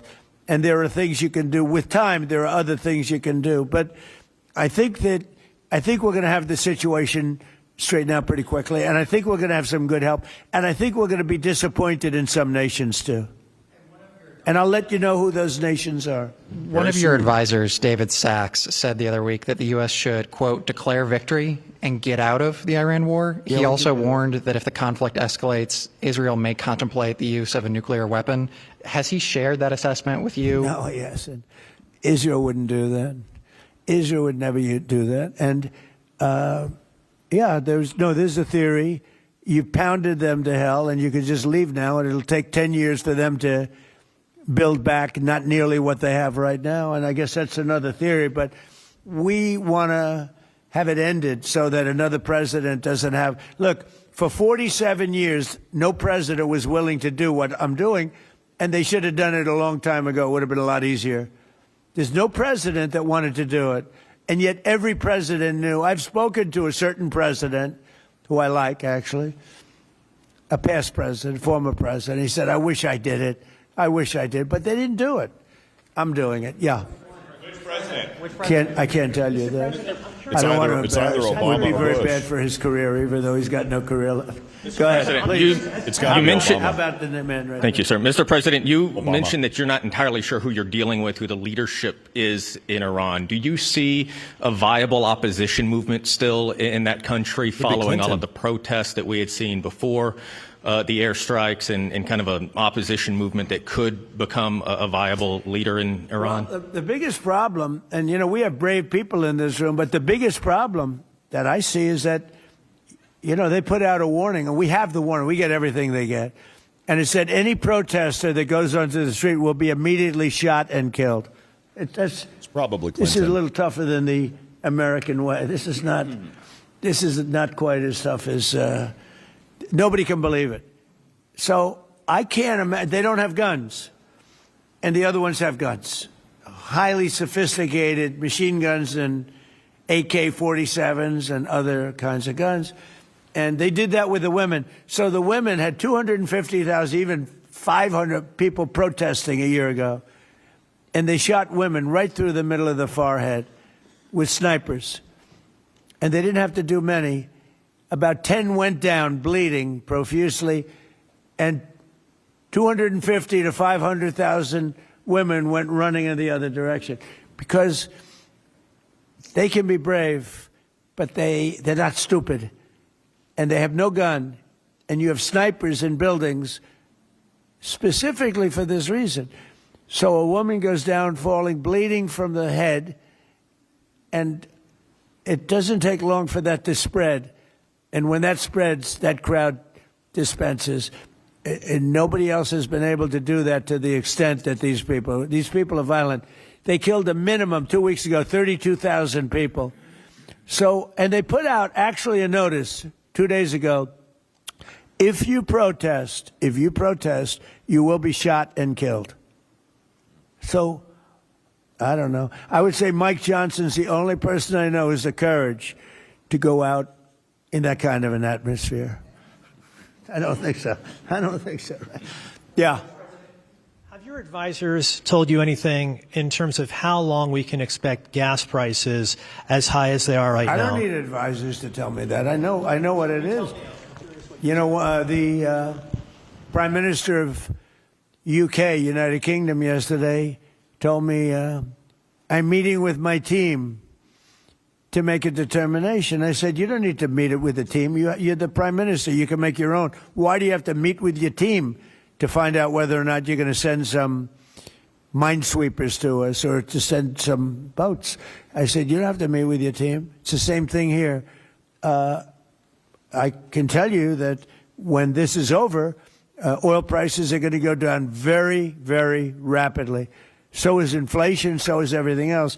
But frankly, much more important than short-term or even long-term oil prices, you can't let the most violent, vicious country in the last 50 years have a nuclear weapon, because the Middle East will be gone. Israel will go first, without question, and they'll certainly take a shot at us before we get our act together and say we got to take them out. You can't let Iran, who's truly a nation of great terror and power. Look what happened in the last 2 weeks. They weren't supposed to go after all these other countries in the Middle East. Those missiles were set to go after them. So they hit Qatar, Saudi Arabia, UAE, Bahrain, Kuwait. Nobody expected that. We were shocked. And the other one, you know, they fought back. They could have yielded. But think of it, if we weren't around, they had tremendous power. They had thousands of missiles, most of which we've terminated. They had thousands of drones. They were making drones and missiles all over the place. We've knocked out most of those factories. I mean, now they're sending out 2 or 3 missiles. Now, you know, they've still got some. They might have 8% left. But mostly they've been eliminated. They've been terminated by what we did and what Israel did, too. Yeah, please.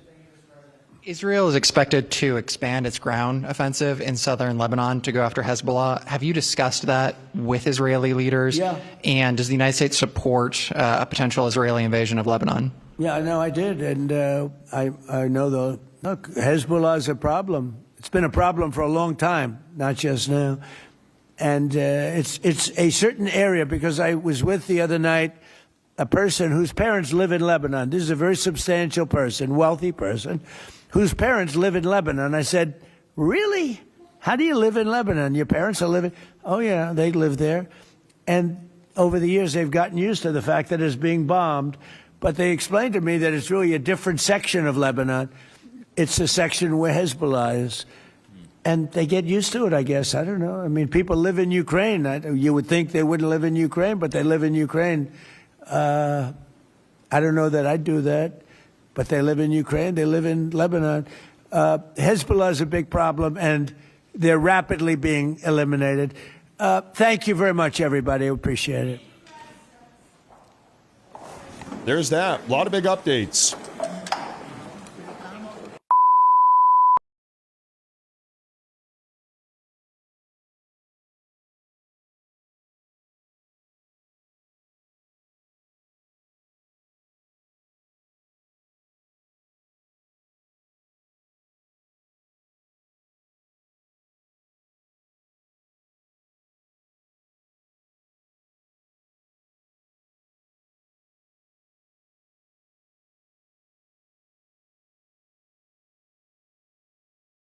Oh, well, I apologize.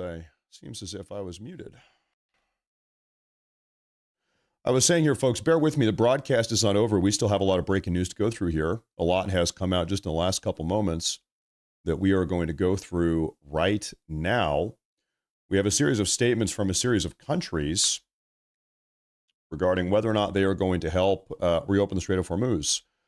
What I have to share with you right now are 3 statements. First off, according to the Japanese Prime Minister, Sanae Takaichi, Japan is not considering sending naval vessels to the Middle East to aid in efforts surrounding the security of the Strait of Hormuz. Japan has, however, agreed to participate in drawdowns of its strategic oil reserves as part of a multinational effort of the IEA, International Energy Agency, to stabilize the market. So remember when Trump is up here talking just a moment ago, talking about how certain countries are very enthusiastic to help reopen the Hormuz and others are not so enthusiastic to reopen the Hormuz. Well, folks, it would seem as if... Sorry, we have some people spamming the chat. I'm going to have to time you out. It would seem as if Japan is actually not interested in helping get the Hormuz open.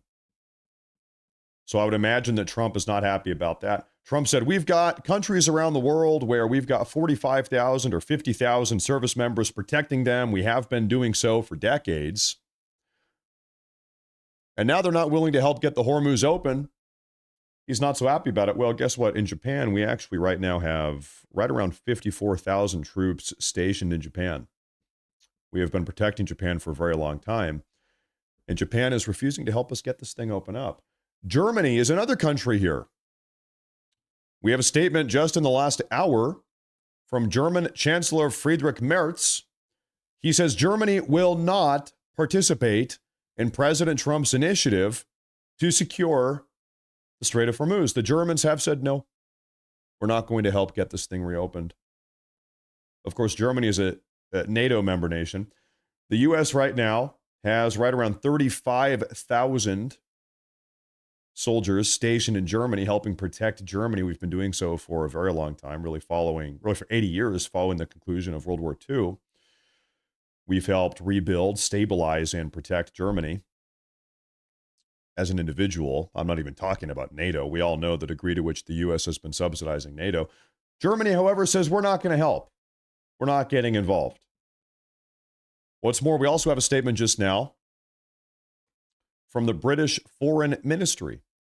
They said, we will not be drawn into the war. Their response to President Trump's request to help reopen the Hormuz, deploy naval assets into the region, the British have said, we will not be drawn into the war. So it seems as if the Brits are also not interested in going along with Trump's plan here. Now we hear that the French are. Trump says on a scale of 1 to 10, how compliant are the French? Or this is so curious because for a long time, the French have always been kind of snubbing us. Well, Macron, of all people, France, of all nations, they are right now deploying naval assets to the region to work with the U.S. The French are doing that. Trump said on a scale of 1 to 10, the French are at an 8 in their capacity or the degree to which they're helping get the situation resolved. So the French, an unlikely ally here. Nobody would have expected that the Brits would say no, the Germans would say no, the Japanese would say no. But the French have said yes. What's more, it also seems as if the South Koreans might get involved. The South Koreans are a maybe. The South Koreans might actually deploy some naval assets as well to help get this thing reopened. So right now, it seems like the French, definitely. The South Koreans, maybe. The Brits, no. The Germans, no. The Japanese, no. And soon, right now, and by the way, some of this stuff might change. Some of these things might change. The Brits might change their mind. The Japanese might change their mind. Marco Rubio is working on buttering these guys up, trying to get them involved. All right, come on. You got to pay up. You got to help us out now. You got to help out now. So that's the current state of affairs there. Now, ladies and gentlemen, in the last 2 hours, the Dubai International Airport has been attacked, like big time. I want to show you some photos. You see smoke rising up from the Dubai International Airport. There's an airplane taking off. You see, wow, massive explosion. just in the last couple hours here, actually closer to 3 hours ago now, must have been right about sunset, massive fire explosion going up on the site. If I had to get, I mean, this looks like some type of oil fire. You can see the black, thick smoke. It would almost look as if the Iranians targeted some oil storage facility at the airport. At the airport. That would be my guess. We're going to get more information here. Take a look at this one here. Just an Iranian drone hits a fuel tanker at the Dubai International Airport. Well, that makes sense. Put this up on the full screen here. Well, that makes sense. Things are happening here, folks. Things are happening. You can tell it's that thick black smoke.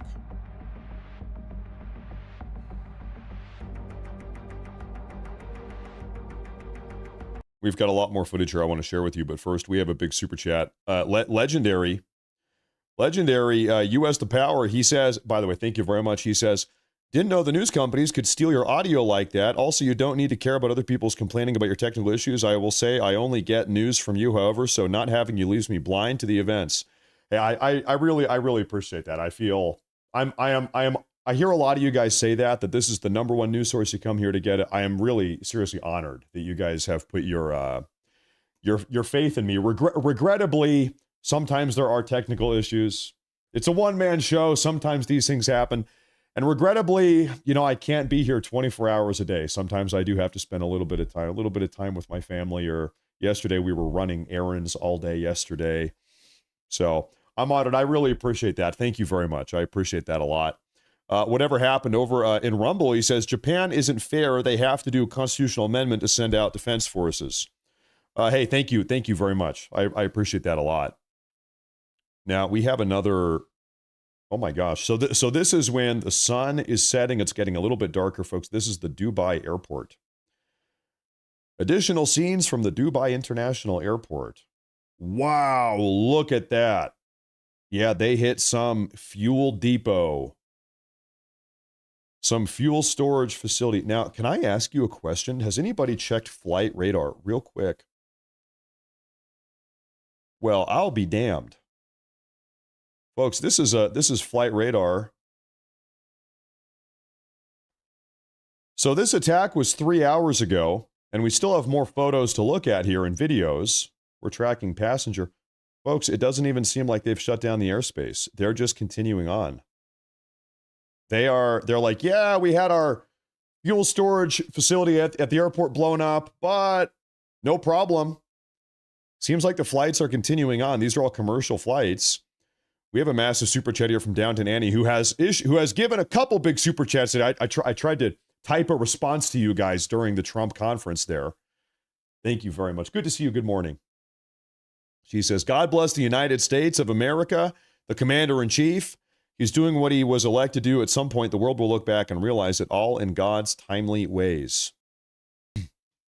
Yeah, I think so. This kind of had to be done. Thank you very much. Thank you very much. I appreciate that. I appreciate that a lot. Good to see you. Happy Monday morning. As happy as a Monday morning can be. Thank you very much. Thank you very much. Annie, we've got more. Oh my. So now this is footage from when the sun has set. It is dark. This is more recent, from about 90 minutes ago.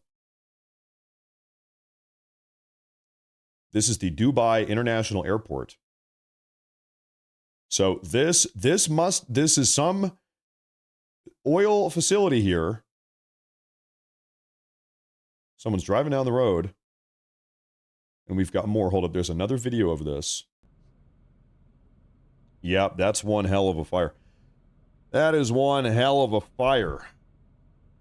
Good Lord. That is hell on earth. This attack happened just a couple hours ago, and this footage is from about 90 minutes ago.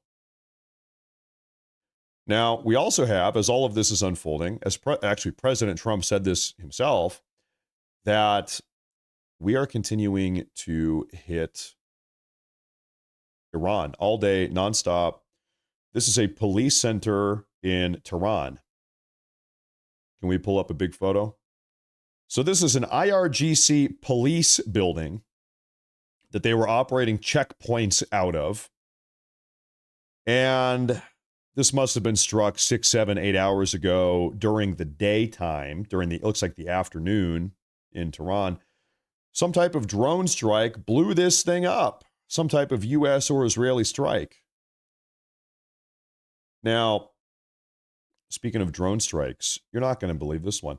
This was a targeted hit in downtown Tehran earlier today. And what do you see? You see one car blown up, nothing else, just one vehicle. We know that the Israelis right now are using these sort of very small kamikaze drones like we have seen in the war in Ukraine. The Russians and the Ukrainians are using very small, almost like $100 drones that you could buy at Best Buy or Target or something. They strap a bomb to the bottom of these things and they fly them in. The Israelis are now making great use of these type of very small drones. Not the massive Shahed suicide type of drones or the American counterpart, the Lucas drones. No, very small drones that carry a very small explosive payload. This was a targeted hit. And I would suspect that the Israelis carried this out. So you know that there was some key figure, maybe IRGC field officer or something, somebody in this vehicle, send that drone in, take it out. Little Timu drones could have been. Man, this stuff is coming out here today. I've got another thing to share with you here, folks. This is an update coming from CENTCOM. This is an IRGC drone factory that CENTCOM just blew up. So this would be the United States that blew this up, reported through CENTCOM. This is the before. So on March 5th, that's 11 days ago, the IRGC, they were making suicide drones in this warehouse. And this is what it looks like now. And this is on March 11th. We're just getting the photos now. They just blew the living hell out of this thing. So when President Trump says, not only are we blowing up the drones and the drone operators and the ballistic missiles and the ballistic missile launch vehicles, we're also blowing up the factories in which they make this stuff. This is a drone factory. Well, it was. Well, it was, once again, before and after. Before and after. And you can imagine there are dozens of factories just like this that have now been blown up, that they've taken out. We also got a report today. You're not going to believe this. Over the last, I think we're on day number, 16 or 17? Yeah, this must be day 17 of the conflict. That's right, day 17. So far, over 6,000 IRGC members have been killed. 15,000 have been wounded in the 2026 war against Iran. 6,000 IRGC killed, 15,000 wounded. That is a lot. Now, we heard prior to this conflict, prior to this war, that the IRGC had right around 200,000 members. 200,000. So far, you could say about 10% have been either killed or wounded. 10% of all the IRGC have been killed or wounded in the last 16 days, maybe 17 days. And keep in mind, you might not have to take them all out because I'm sure a lot of them have defected. They have surrendered or, whatever. I have a feeling you don't have to take all of them out. But anyway, 10% have effectively been taken out. We have an update here. This is a Hezbollah strike that just took place in the last 45 minutes. Hezbollah strike hits Nahariya. Wow. This is in Israel. Wow. Hezbollah's been launching rockets. And this is something President Trump just spoke about at that press conference, that the Israelis are considering launching a ground invasion, I kid you not, of southern Lebanon. I'm pulling up a map here for you folks. Bear with me here, ladies and gentlemen. Yeah, I've got a map here. The Israelis are considering here's Israel, little country called Israel. little country called Lebanon. The Israelis are considering launching a ground invasion of Lebanon and taking, they said, everything, or sort of cleaning, not taking, but cleaning out, pushing Hezbollah out of there's a little river they said that they are considering pushing up to. And that river, anyway, it's something about right here, just north of Tyre. Okay. And we also saw, in order to make that happen, this kind of like ground push into southern Lebanon, that the Israeli military is considering, they might have done it because I read this yesterday. Yesterday, they were considering activating 450,000 like standby draftees, almost like drafting 450,000 active duty IDF members, IDF soldiers that were kind of on the standby, like reserves, like reserve forces, I guess is the best way to put that. I read the report yesterday that they were considering doing that. Today, they might have actually done it. President Trump just said that Iran only has 8% of their missiles left. 8% of their missiles left. And now, oh man, there's something that I would love to show you guys. I'll be honest, this broadcast here is a little bit less polished. It's a little bit less prepared. I woke up this morning and I said, oh, Trump is doing a press conference about the war in Iran. I got to go live. I sat down and went live immediately. Normally, I have a little bit more time to kind of prepare my shows for you folks. So this one, we are kind of shooting from the hip here. So I appreciate everybody. You're coming along. We're doing it live. Who said that? It was the great Bill O'Reilly. We're doing it live. Now, there was something I want. Oh, this is what I wanted to show you. Ladies and gentlemen, this is data here from the Institute for the Study of War, one of the most trustworthy sources, as far as I am concerned, tracking the Iranian ballistic missile launches, cruise missiles, and drones. You are not going to believe this, ladies and gentlemen. Today's March 16th. What happened March 15th? According to the Institute for the Study of War, the most trustworthy source as far as I'm concerned, they've been on the money, on the ball for this entire conflict. Yesterday, the Iranian regime only launched 4 ballistic missiles, 0 cruise missiles, and 6 drones. Wow.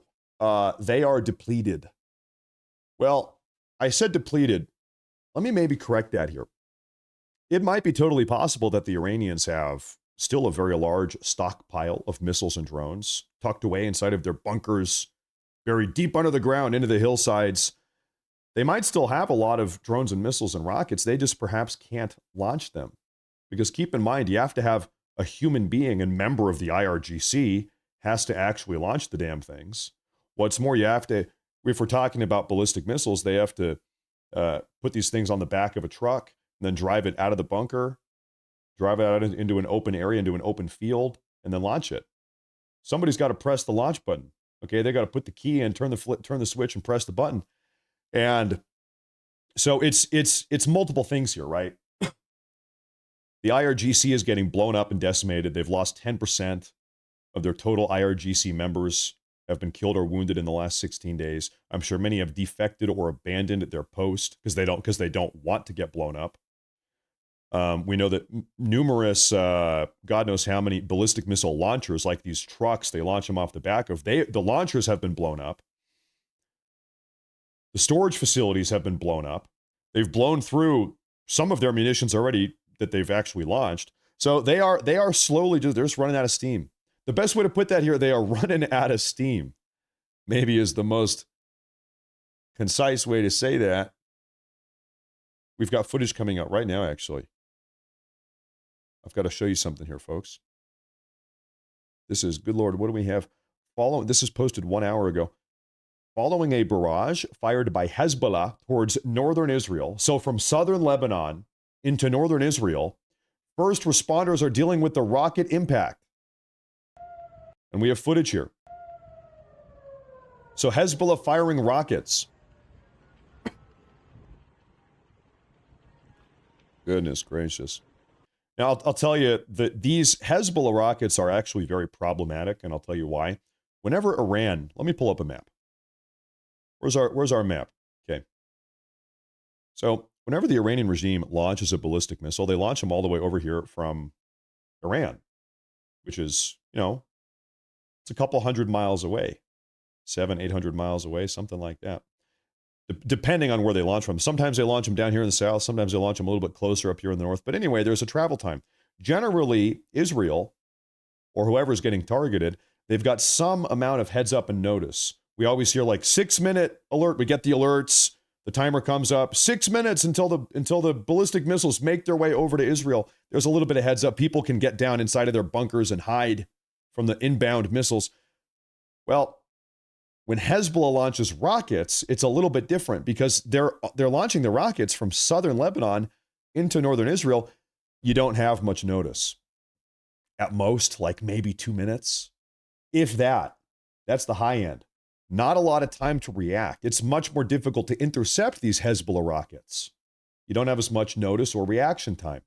And so when we talk about Israel getting ready to try to kind of push in, have a ground invasion of southern Lebanon to push Hezbollah back, that's the reason why, because it's a much more difficult problem to deal with. It's much more difficult to intercept these Hezbollah rockets. Very complex situation. Trump ended his news conference. Trump says that Iran still has some missiles left. I'm sure they do. They're just not launching a whole lot of them. Where was our infographic? There it is. They're just not launching a whole lot of them these days. Oh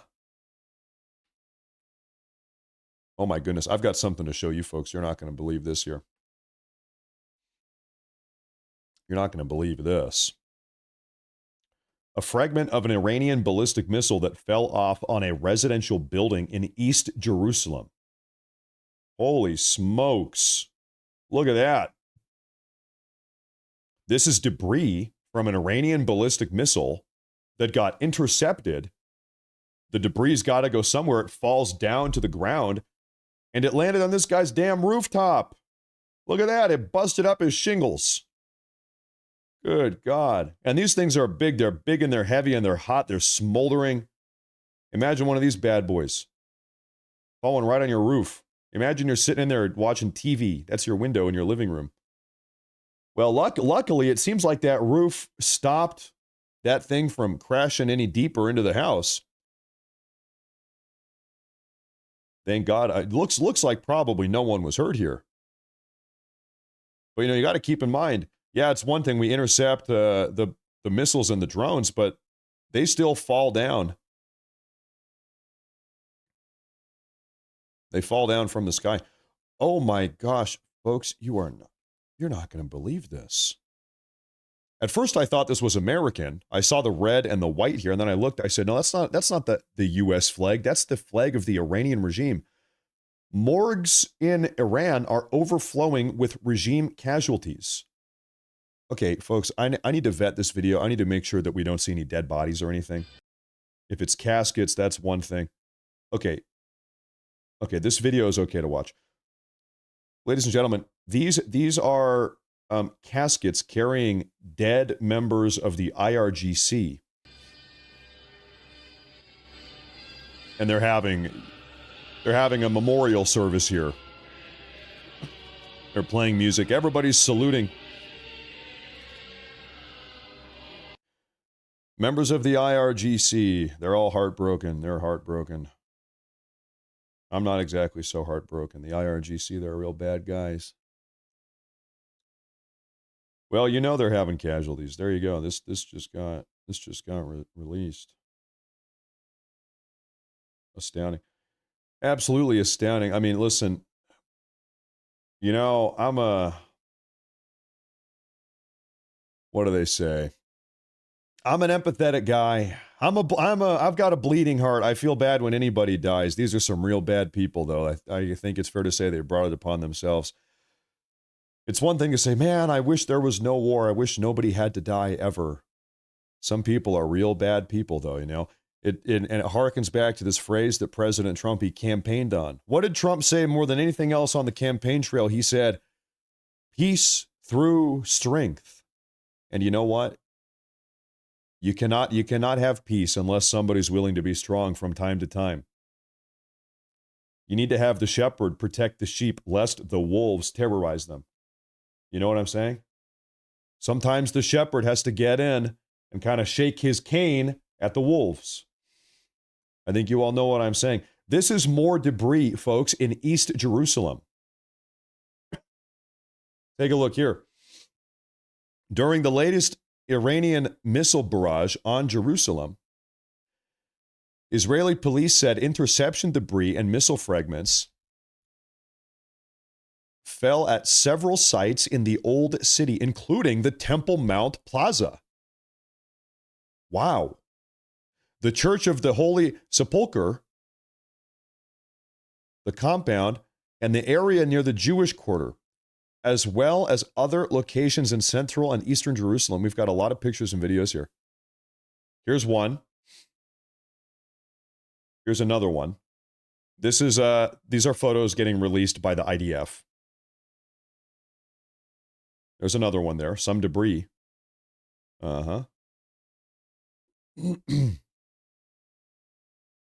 something landed on this guy's windshield. Something landed on the windshield there.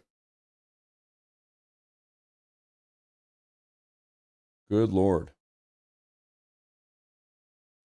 You know, we have a statement from Mahmoud Pezeshkian. This is right now, hot off the press.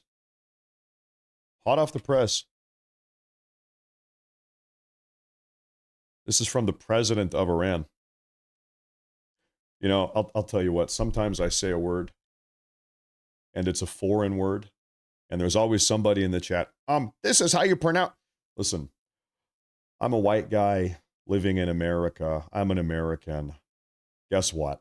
I'm not going to pronounce every single crazy foreign Chinese word or Levantine word. I'm not going to pronounce every foreign word. Anytime I try to speak a little Spanish or I'm pronouncing some Spanish word, they say, Matt Morris, that's not how you say it. I want to issue a blanket statement real quick. I don't really care.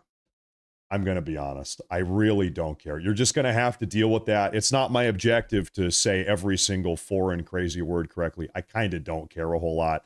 Anyway, is that okay? You're just going to have to deal with that. It's not really a big concern for me. Now, anyway, this is a statement from the president of Iran. He says this: in my conversation with the president of France, Emmanuel Macron, I emphasized that Iran did not begin this atrocious war. Defending against invasion is a natural right in which we are good at. This is coming from the president of Iran just now. Using the American bases against Iran in the region with the purpose of disturbing our relations with our neighbors should be stopped. Disturbing our relations with the neighbors. You have been launching ballistic missiles and rockets and suicide drones at all of your neighbors. What do you mean the U.S. is disturbing your relations with the neighbors? He goes on to say, peace and stability in the region cannot be achieved while disregarding the Zionist American invasion in our country. The Islamic Republic of Iran will not surrender to bullies. Sir, your regime has been targeting civilian infrastructure in 12 different countries, and you have blown up numerous civilian naval vessels in the Strait of Hormuz. You are explicitly targeting civilians. You're firing suicide drones at apartment complexes and restaurants and all types of buildings in Saudi Arabia, United Arab Emirates, Bahrain, Qatar, Kuwait. You're just letting your suicide drones fly, blowing up civilians, blowing up boats, civilian boats. It truly is just astounding. He goes on to say, we expect the global community to condemn this invasion and convince invaders to respect international laws. Commencing a war in order to conquest based on false information is a medieval act of the 21st century. Speaking of ending the war is meaningless until we ensure that there will be no more attacks in our land in the future. That's something else. I want to show you something here, folks. this statement from Pezeshkian has reminded me of something that I really wanted to share with all of you. I remember in the early days of this conflict, in fact, leading up to this conflict, I was hearing all the time from all types of people that Iran does not have weapons-grade uranium. No, that's not something Iran would do. Iran would never make weapons-grade uranium. They're not enriching it to 60% or higher with which you can make a nuclear weapon. They wouldn't do that. I was hearing this from all types of people. People in the chat coming in here arguing, Matt, no, they don't have it. There's no proof. There's no confirmation. Okay, so this is about to get a little bit awkward. If that has been your opinion here, things are about to get a little bit awkward because the president of Iran, Pezeshkian, who we just took a look at a moment ago, he made an appearance on ABC Face the Nation. He was speaking to Margaret Brennan, and he admitted to it. The president of Iran admitted to it. Today, is Iran still willing to let go of that enriched uranium? Well, that was one of the elements of a deal that we were negotiating with our, American interlocutors. That element dealt with the question of Iran's 60% enriched material.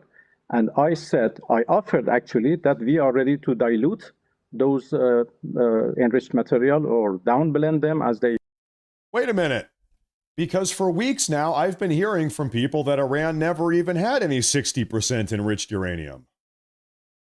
I've had people coming in the chat trying to argue with me and call me stupid. I've had people in the live chat call me an idiot sometimes.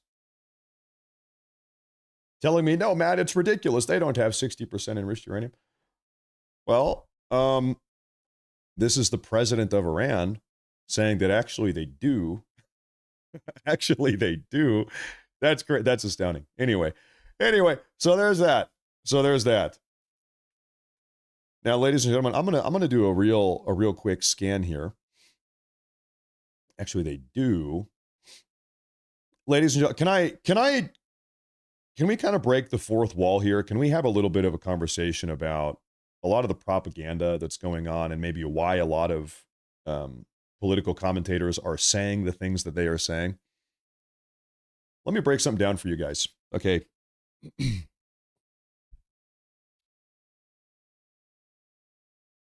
I'm going to ask a question that I actually don't know. I need to look into this. What % of the global population are Americans? That's how I want to start this conversation. And I'm going to ask Grok, what % of global population are Americans? Real quick, I get the answer to this question. 4.2%. Okay, folks. 4.2% of the worldwide global population are people living in America. Let's split that down the middle, call it 2.1% of people in the world are conservative Americans.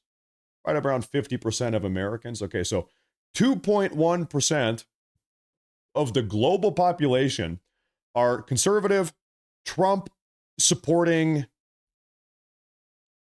American citizens. 2.1% of the globe. So the reason I get these numbers out here is to say, if you are a political commentator and you want to make as much money as you possibly can, you want to have as many views on your broadcast, live viewers, people watching your videos, if you want to have as many people possible liking your tweets and up-liking your videos on Rumble, YouTube, on Twitter, whatever, it's actually much more profitable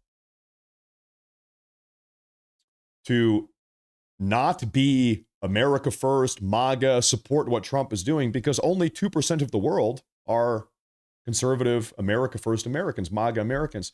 That means 98% of people on this planet are not Americans, many of which are explicitly anti-American. They're living in the third world. They're like Pakistanis or Somalians. They're not the biggest fans of us. They're not the biggest fans of Trump. They're not the biggest fans of what we are doing in Iran right now. And so what I have noticed, I've noticed this firsthand, is that I think a lot of commentators, political commentators, content creators, people that are making videos or commentary about what's currently going on, they have realized that if they take an anti-Trump stance or an anti-American stance publicly, or a I've seen some of them do this, a pro-Iranian regime stance. Have you seen this? It almost is like some conservative right-wing Americans, not only are they not supporting Trump right now, but they're actually supporting the Iranian regime. Out in the open, they're saying, man, I hope Iran wins. Have you seen that? I've seen that. And part of me is, I'm trying to figure out why this is happening. I don't know, maybe they're getting paid, maybe they're paid shills, maybe there's foreign money paying them to say these things. But I don't know, but at a minimum, here's what I do know is that if you do take an anti-American stance or an anti-Trump stance, or you're just criticizing Trump all day, or you're outright explicitly supporting Iran, you get a lot of clicks. You get a lot of upvotes. You get a lot of people watching your shows. You get a lot of people donating money. You got a lot of live viewers. You get a lot of people watching your videos. You get a lot of people retweeting your tweets. Because once again, 98% of the human beings on this planet are not conservative MAGA America First Americans.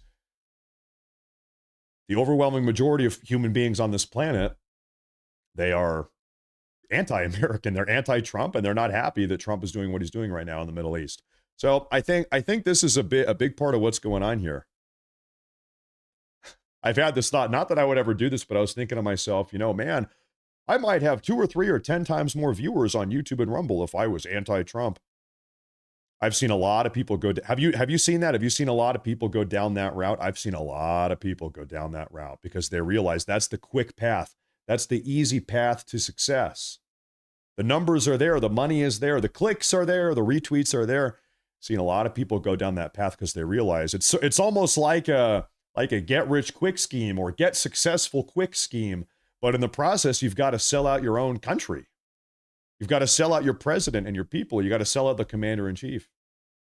And by the way, I'm not saying that you should, never express concerns or critiques about what Trump is doing or what America's doing. Of course, by all means. In fact, it's your American obligation to express your opinion. But I think we're seeing a lot more than that. What we're seeing these days is like a little bit disingenuous. It's almost opportunistic, is what I'm trying to say. Very strange. A lot of strange behavior these days. A lot of strange behavior. Now, anyway, real quick, folks, I wanted to do another quick scan. I'm seeing if we have any breaking news right now. Oh, okay. President Trump has actually just issued another statement right now. I want to show you something here.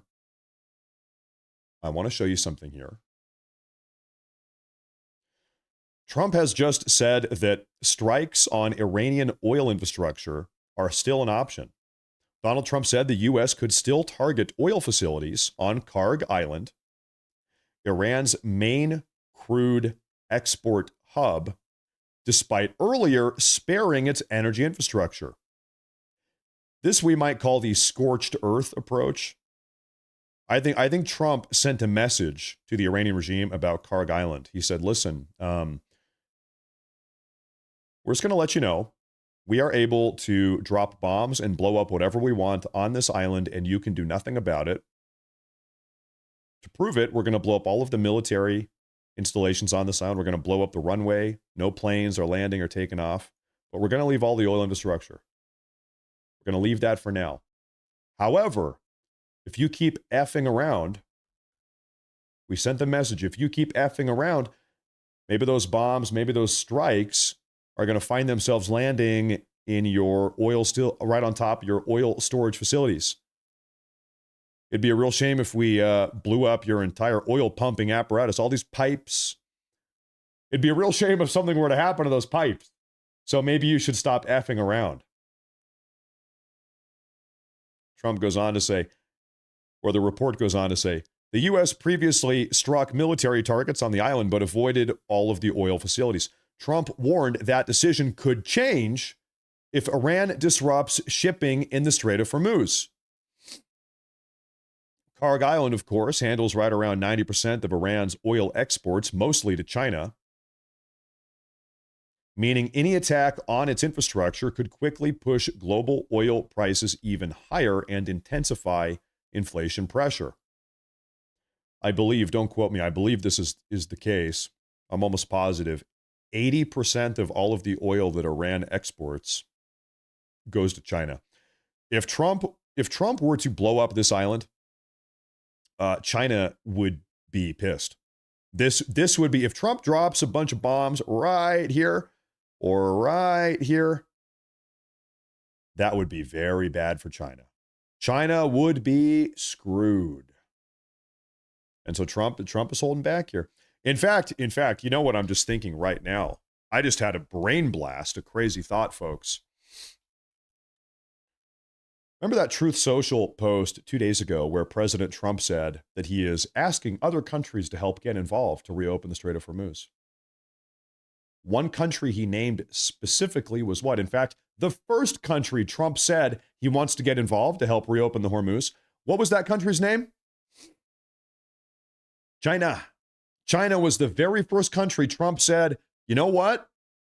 You need to help get this thing open because you're benefiting from it more from us, from the oil coming out more than us. China was the first country. Is it possible? You guys know Trump, art of the deal. He plays hardball.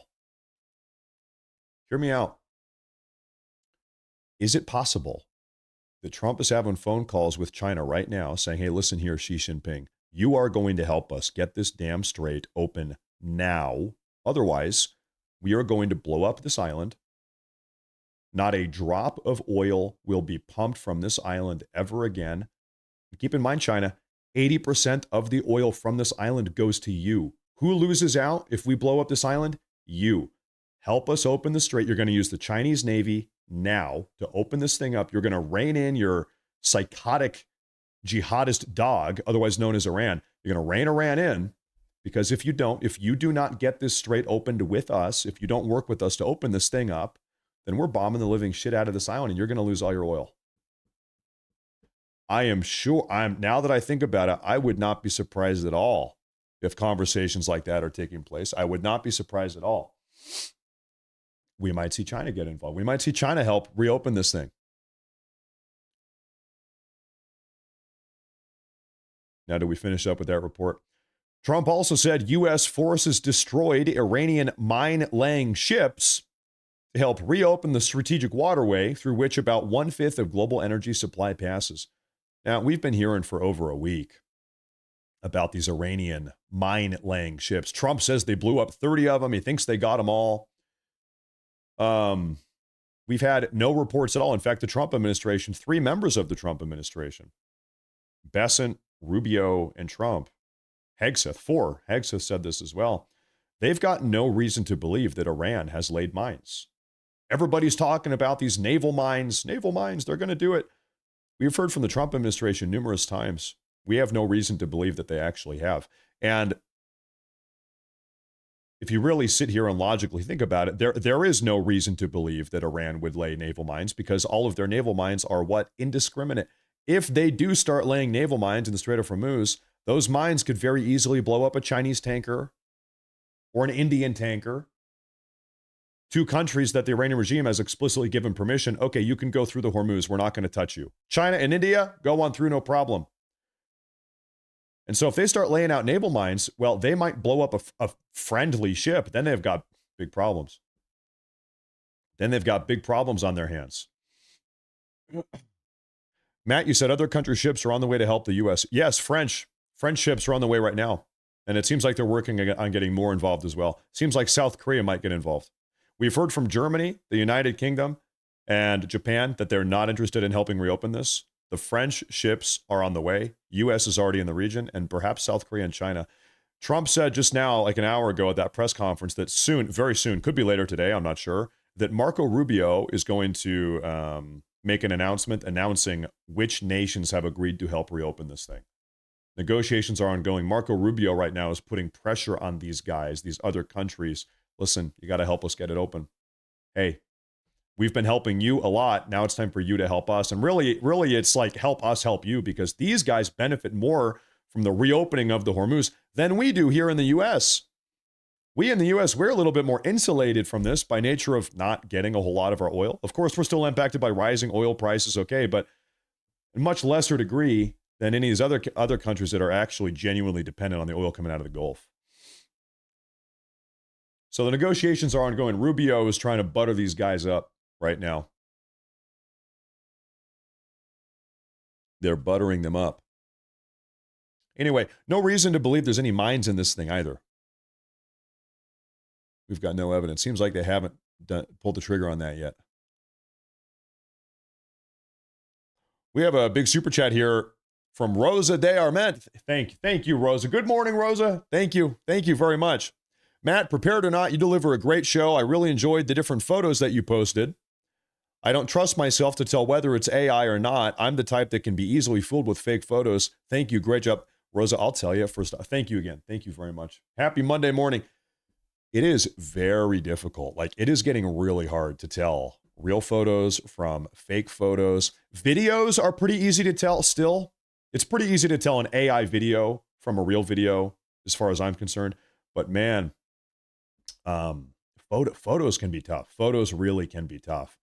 And still we can kind of tell. Okay, you can tell, but man, imagine another 2, 3, 4, 5, 10 years where things are going to be. It's going to be almost impossible to discern reality, fact from fiction. It's going to be really hard to tell the difference. That's the way things are going. And it is so weird. This is the first big military conflict that we have seen where the U.S. is involved, where AI has been a part of the dynamic. And it is a part of the dynamic.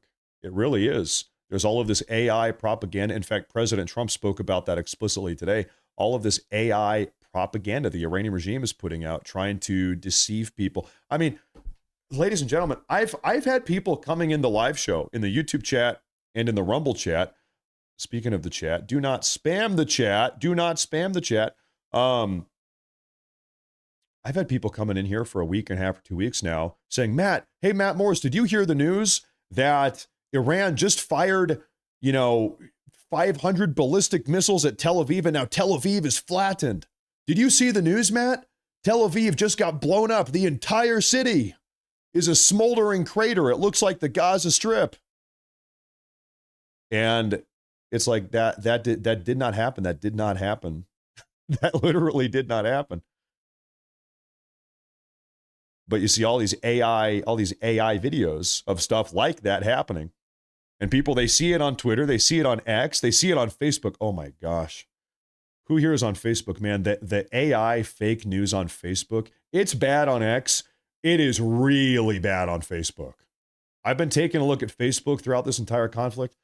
Facebook is really bad. At least on X, they try to ban all of the AI-generated war videos. They try to shut down these accounts spreading the fake news. On X, they try, but man, on Facebook, it is really bad. Really, really bad. Disinformation. Matt, is it your birthday? Yep, I turned 78 today. Today's my 78th birthday. Folks, something I wanted to share with you. You are not going to believe this. Give me a moment here. I'm gonna pull up some numbers. What I'm about to share with you is going to blow your mind. It continues to blow my mind. Even as someone that supports what President Trump is doing right now in Iran, I think this is good foreign policy. I'm in favor of what's happening. Still, we continue to get new polling data that even I am surprised by. Take a look at this. Do Americans support President Trump's actions in Iran?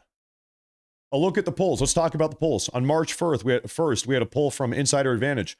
54% of Americans approve of Trump's actions in Iran. That's from Insider Advantage. 54%. 2 days later, on March 3rd, 53.9% of Americans support Operation Epic Fury for Trafalgar. On March 3rd, 50% of Americans support military action against Iran. That's coming out of Fox News. 50%. On March 3rd, 76% of Americans approve of military action taken against Iran so long as the operation is over in less than 2 months. If this is done in less than 2 months, 76% of Americans support. This is coming out of CBS, a CBS poll with YouGov. March 9th, 52% of Americans approve of Trump's decision to strike Iran, per Rasmussen reports. That's March 9th. March 15th, yesterday, 57% of Americans believe that military action against Iran was necessary and warranted, per McLaughlin. That's 6 different polls I've shown you. Well, guess what? Today we got a 7th one. You thought 6? Well, we've got 7. This is similarly coming out of Rasmussen. This came out today, 3 hours ago. 61% of Americans see the Iran war as successful so far. Wow. Okay, so this is 61%. Folks, what are we seeing here? We're seeing over the last week or so, support for what is happening in Iran is going up. I think as Americans are seeing, Trump, the United States military is dominating the Iranian regime. They're just getting blown the hell out. They're not even putting up a fight at this point, barely. Americans are showing support for this at increasing rates. The numbers are going up. 52, 57, Rasmussen 61. And then we've got that CBS poll. You know what's so funny? Because everybody says, I've seen this so many times. On Twitter, I've seen this. The only people that support Trump right now are a bunch of Fox News boomers. Only stupid Fox News boomers support Operation Epic Fury. You've got to be watching Fox News all day to support this thing. Well, ironically enough, the Fox News poll, the poll coming out of Fox News, is actually the lowest. Can you imagine that? Every other poll has higher support ratings for this operation against Iran. Fox News is the lowest, 50%.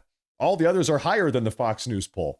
So if anything, it's the Fox News viewers that have like the lowest level of support for this, allegedly. How ironic is that? You've got to be a Fox News boomer. Anyway, these numbers I can't, and when you see one poll, it's like, okay, it's just one poll. You can't base your entire life off of that. It's one poll. The polls have been wrong before. At this point, we are 2 weeks in, 2.5 weeks in, and we've got not one poll, we've got 7 polls. When you've got like left-wing polls, right-wing polls, centrist polls, when all of the polls are saying the same thing, it's like, okay. Still not gonna, I don't know. I wouldn't bet my life on it, but you notice the trend. You notice kind of where the direction is going, at least. I couldn't believe it. Clickbait, you suck. Hey, I don't suck. You suck. Hey, you suck.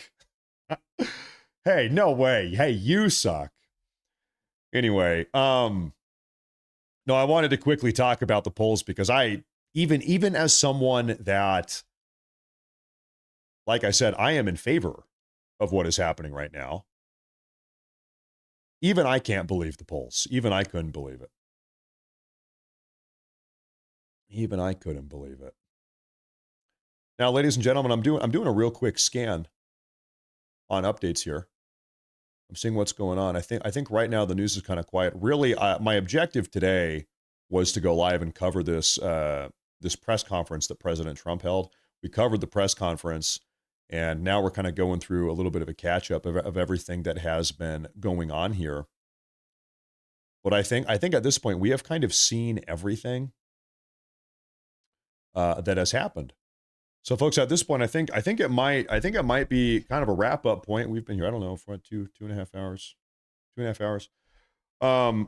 I think my plan for the day is to kind of wrap up the show here and then get to work on some videos. For you guys in the afternoon and in the evening.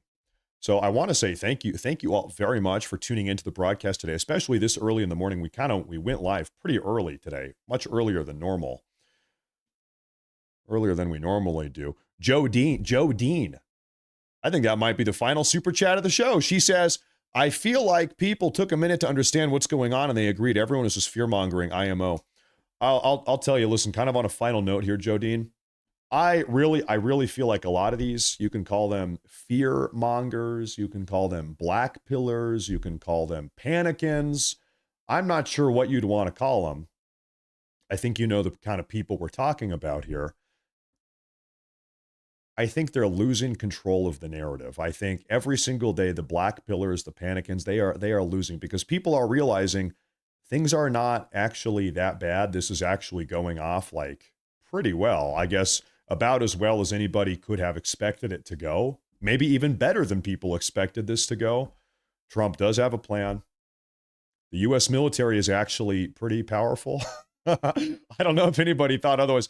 The U.S. military is like pretty damn good at what they do. If anybody was confused, they've got a plan. They've got an objective. They've got an order of operations here. In other words, patriots are in control. Seems to be the case. So, hey, thank you. Thank you very much. Thank you very much. I appreciate that. I want to say thank you all very much for tuning in today. One hell of a broadcast early on in the day. It's the early show today. Thank you all very much. I will have some videos for you folks later today. I'll put those together. I'll put those up on YouTube and Rumble. Thank you all very much. I appreciate it big time. I'll see you folks later. Take care. God bless and stay safe. Thank you all very much for tuning in. Have a great day, folks.